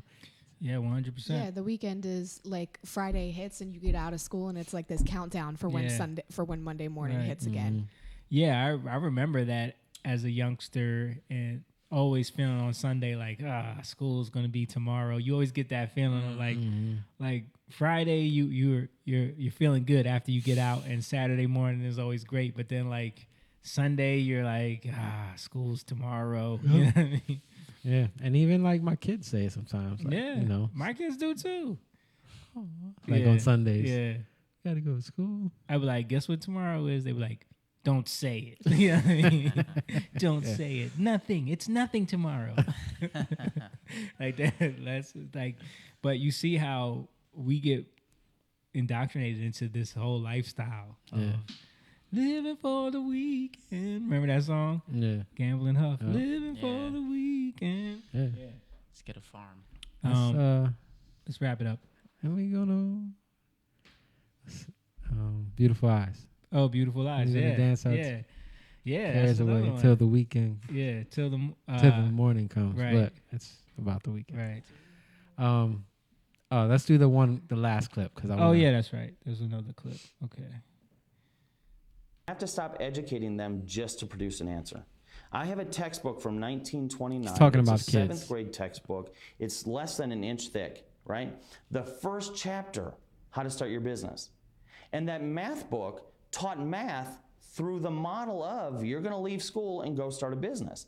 Because in 1929, because the year 1929. 1929. But this is before the Great Depression, though, right? So this is right before, because that's what changed a lot of stuff. Right. And that's what, like, this green, but wait not a the minute. Green New Deal. Wait a minute. So they use these huge, a lot of times, created events Yes. to then push in these giant changes to the way Right. we do things. Yeah. And so the whole FDR, what was it called? The New Deal. The New Deal. New It was Deal. called That's the why New Deal. I'm hearing Green New Deal. Yeah, See yeah. how programmed Yeah, it was called the New Deal. Spinoff. Yeah. Yeah. It's a It spin-off. is. It's a reboot. Familiar. It's a reboot. We started with that. Something Yeah. familiar. Yeah. But See that? yeah, so that's what he brought in, but it Right. was really just to start to make a lot of people servants. Right. You know? And that's where Rockefeller came in and changed a lot of what was happening in academia as well. Yep. In colleges and Yeah. schools. Yeah. And so but yeah, in that book, like again, it was that thick, you know. We were just talking about how they're teaching kids math to be workers. Right. And in 1929 they were teaching you math to run a business. Right. Like that's crazy. We remember our grandfather who lived in racist great-grandfather who lived in racist South Carolina had a business of doing like plumbing and laying pipe work and stuff. No, this like was that. in Georgia actually. This was in Georgia? Yeah. Oh, I thought it was in North Carolina. Georgia. Yeah, but like successful. You know what I'm saying? Yep. And we don't even think like that anymore. All right, let's continue this. Taught unless you were the dunce in the corner with the cap on, you are going to leave school and be a business owner. The employees are the dunces. Well, now we've shifted that. So even in great curriculum, it's the book's this thick and it's just repetition, repetition, repetition. So we have to get away from that. We have to teach applied skill sets, whether it's applied language arts, applied sciences, applied math, and make that geared towards How long have we getting been them to talking about think, this? Yes. not just getting them to reproduce an answer. Now, beyond that, how do we raise kids to be entrepreneurs?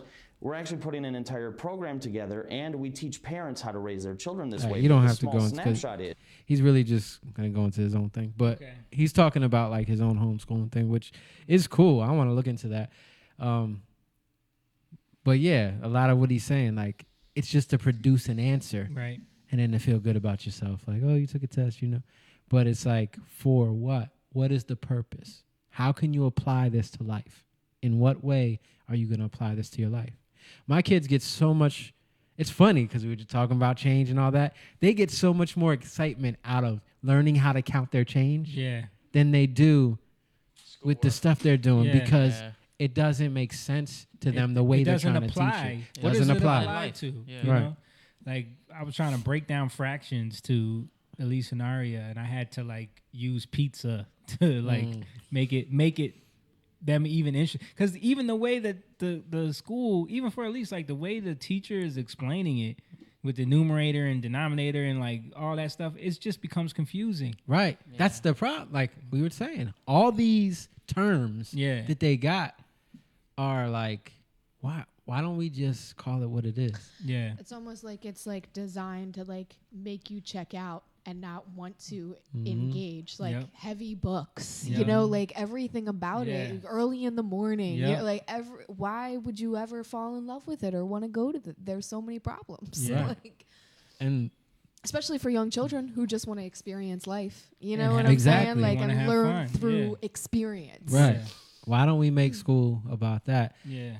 When you do that, what are we doing? We're applying things that are applicable and practical to life. Right. That's wisdom, right?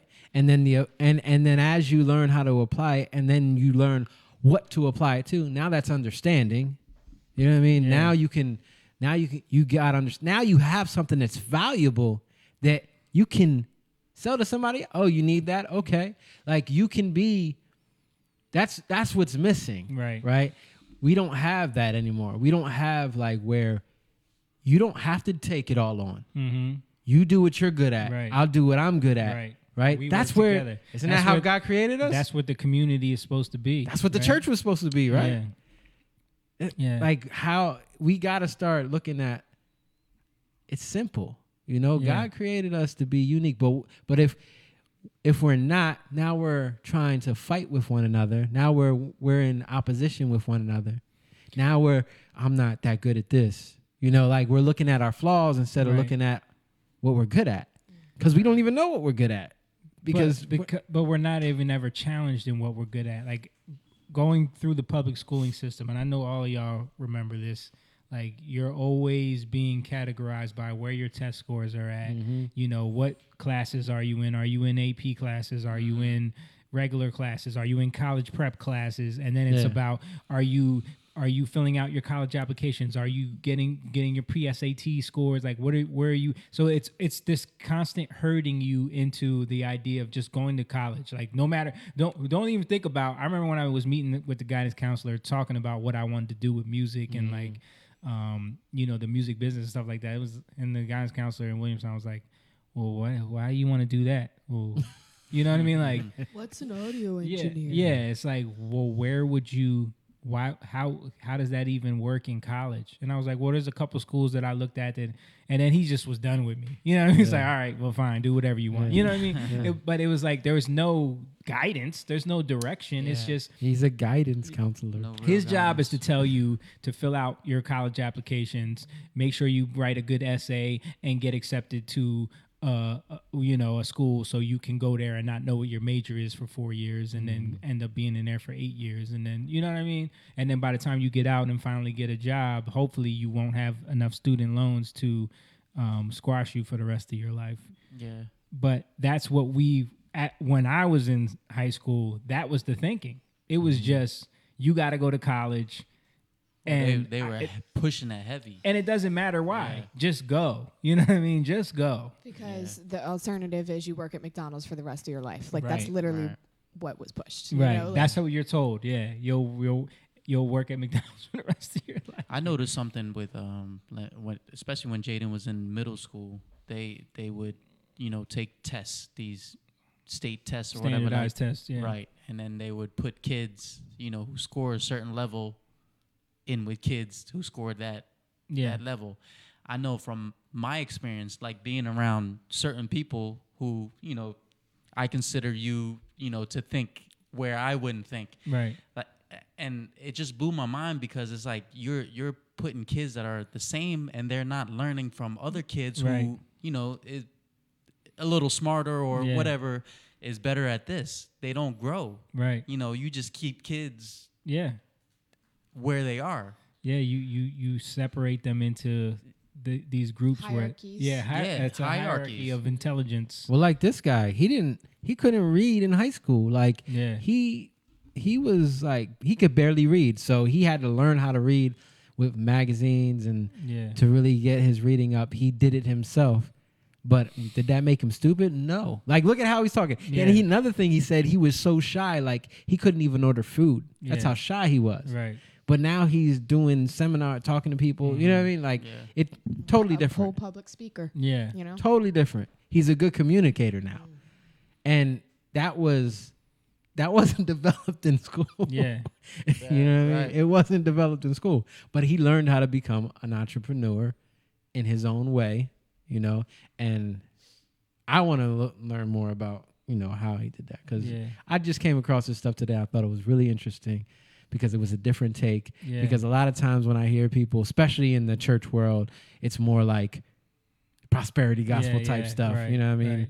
Believe it and achieve it. Yeah. But even I was thinking about, even for us, like our concept of success when we first started with the group was get a record deal. You know what I mean? Like get a record deal, become an employee of the label. You know what I mean? Yeah. Like it wasn't until we had to go out and create something, you know. And then we're on tour with people who got record deals, and it's like, oh, do I really want that? Yeah. Because the way they act, what they're dealing with, and you see there's, you know, everything, their insecurities. Yeah. Do we really want that? Right.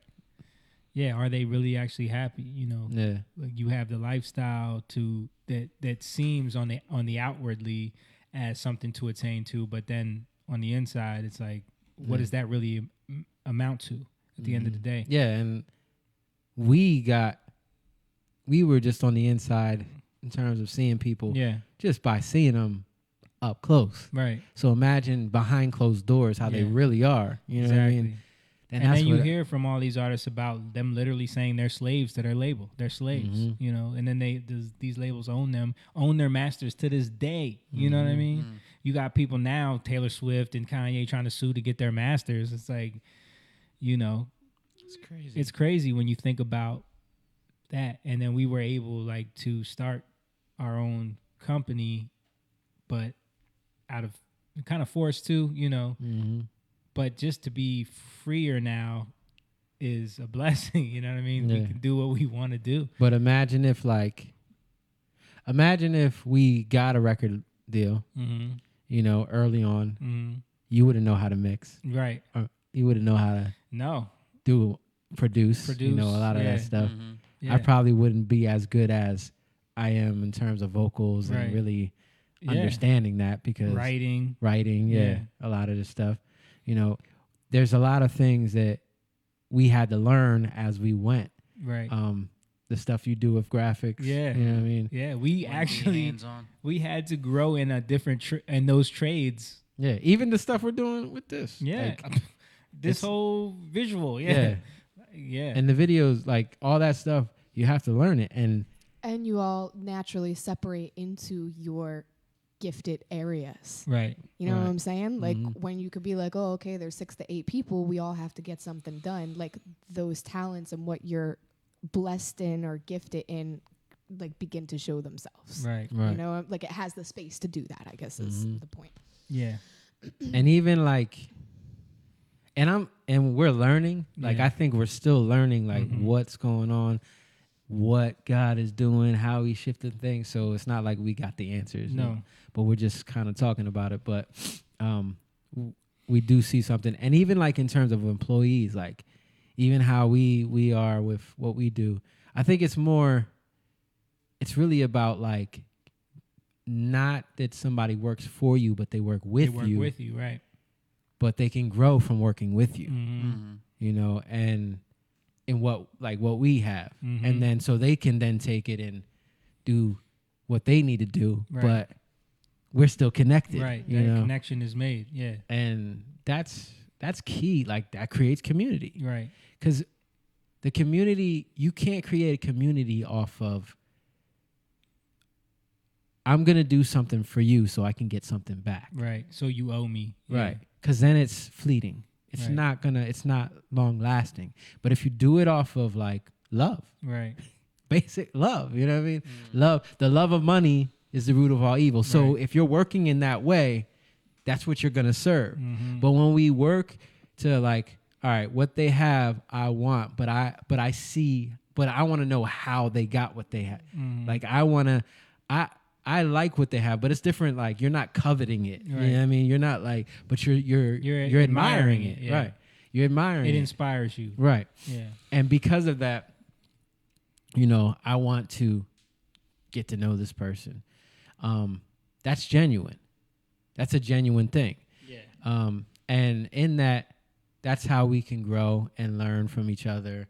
And there's something there in terms of giving and receiving in the right way. You know what I mean?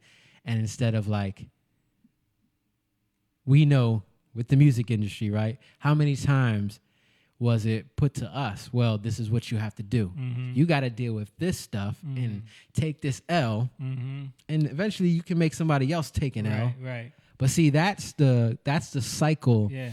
You that got to get raped so that you can rape someone else. Right. Like. Yeah. And that's the problem. And that's what we never wanted to be a part of. Right. Because that's a cycle of Abuse. continual abuse. Yeah. Right. And when you in God, there's no abuse. Right. You know, it's the same thing like in churches, whatever. Like, if you're doing it, like if you're doing it because you have this wicked desire in your heart. Right. Not to say we didn't. Right. We did. Yeah. But as we sought after it, we started to see it was there. You get what I'm saying? Like, we started to be confronted with these things. Yeah. And if we kept holding on to the surface stuff that we wanted, like, I remember I wanted this certain kind of Benz. Yeah, and all, yeah. You know, if we kept holding on to this certain, Yeah. If we kept holding on to this surface stuff, we wouldn't have got to the consolation prizes, right? We wouldn't have saw the actual light, Right. you know, Lucifer. We wouldn't have saw. We would have been stuck in the boasting Well, yeah, I got the. Yeah. That's the Lucifer. That's the boasting. Right. That's what it means. The light. It's the constellations. It's what you boast in. But we get to boast in God. Mm-hmm. We get to boast in Him because we see what He's really doing. Mm. Because we held out for Him and not what He could give us. Is what I'm Right. trying to say. And when we can move in that with one another, it just builds us in that way. We can be more genuine. We can be more open. Right. We're not bound around people. You know what I mean? It starts to flow more. Constantly afraid that it's all going to get taken away. You know? Yeah. Yeah. You know, That's when not- you build it that's- yourself and you're like, okay, these are Yeah. the standards we agree to. Right. And also, if the standards are a higher standard, it helps. Yeah. You know? Yeah. Helps out. Yeah. Yeah, definitely. Cool. All right, let's wrap it up there. It's about to be 11 o'clock. We got started late, so we ending late. But you know, like Jake was saying, in the spirit of giving to give, if you feel the need to give to the pride of the Young Lions, you can always go to our Patreon, patreon.com, and you can become a member there. Patreon.com/youngliontv. And I'm gonna set it up so we have different tiers of membership. I'm gonna go on there and like really fine tune it, set Yeah. up And we different also- tiers of membership. I'm gonna mention it. I'm gonna mention it. Okay. But you can go on there. That's if you want to subscribe and become a member, and then have access to certain things that will become available soon. We're working on all the details of that. We really got to sit down and figure all that out, like what we can do for the Patreon people. If we can do like exclusive content, do some other discussions. Some of the words that you have might be good for Patreon as well.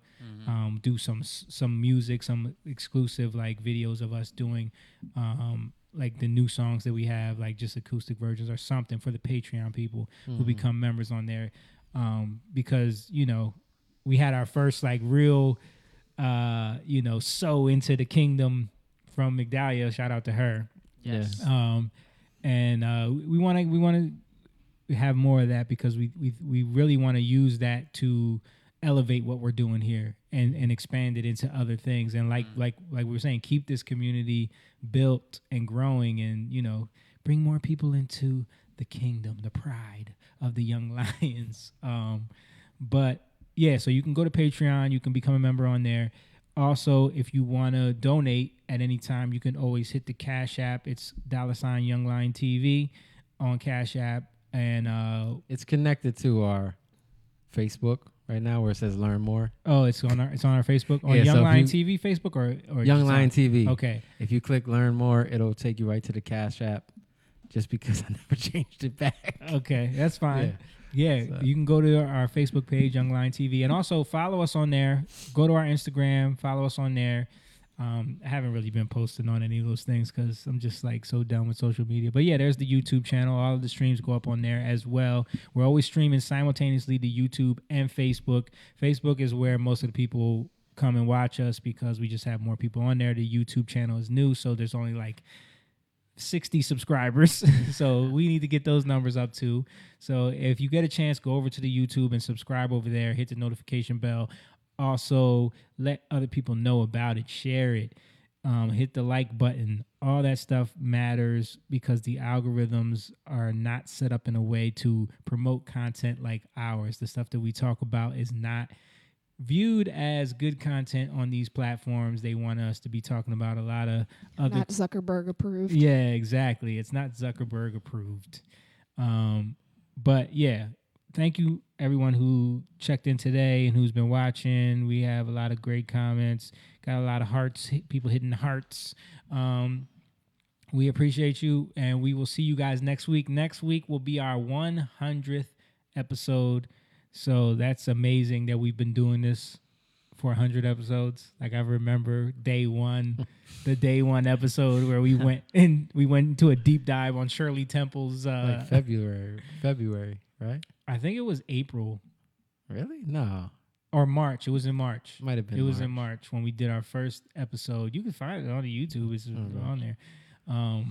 Yeah. 2019. And Abel was on here with Dan. Yeah. And oh yeah, that's right. We talked about we brought up Jussie Smollett because that's what that first had broke. Okay. We brought that up and we talked about Shirley Temple. We talked about like pedophilia a little bit. There was another story. March 5th, 2019. March 5th. So it was close to February. Close, yeah. Real quick, because we were talking about pedophilia, I just wanted to bring this news article up real quick before we get out of here. Sorry, John, because I forgot to show this earlier. ABC tells reporters to avoid using the term pedophiles when referring to child sex abusers because not all pedophiles abuse children. Was that just a contradictory? Like they literally said pedophiles in there after telling people not to say pedophiles. So what? Is that right? Because we're getting into this. Remember the TED Talk about how, we can't stigmatize it's a sexual preference. You can't stigmatize them because not all of them act on it. You know what I'm saying? Right. I know what you're saying. So that's what this is referring to. But I'm just pointing that out because we're seeing this push. You showed the queer theory video last week and what they were talking about, and all that connects. Like this is where they're trying to push things. But anyway, not to get into that whole thing, we were wrapping it up. I just wanted to show that. Thank you guys again. We'll see you next week for the 100th episode, and we out of here. Young lion, go live, yeah. Young lion, you rich, yeah. This kingdom has room, yeah. Go and fight people in.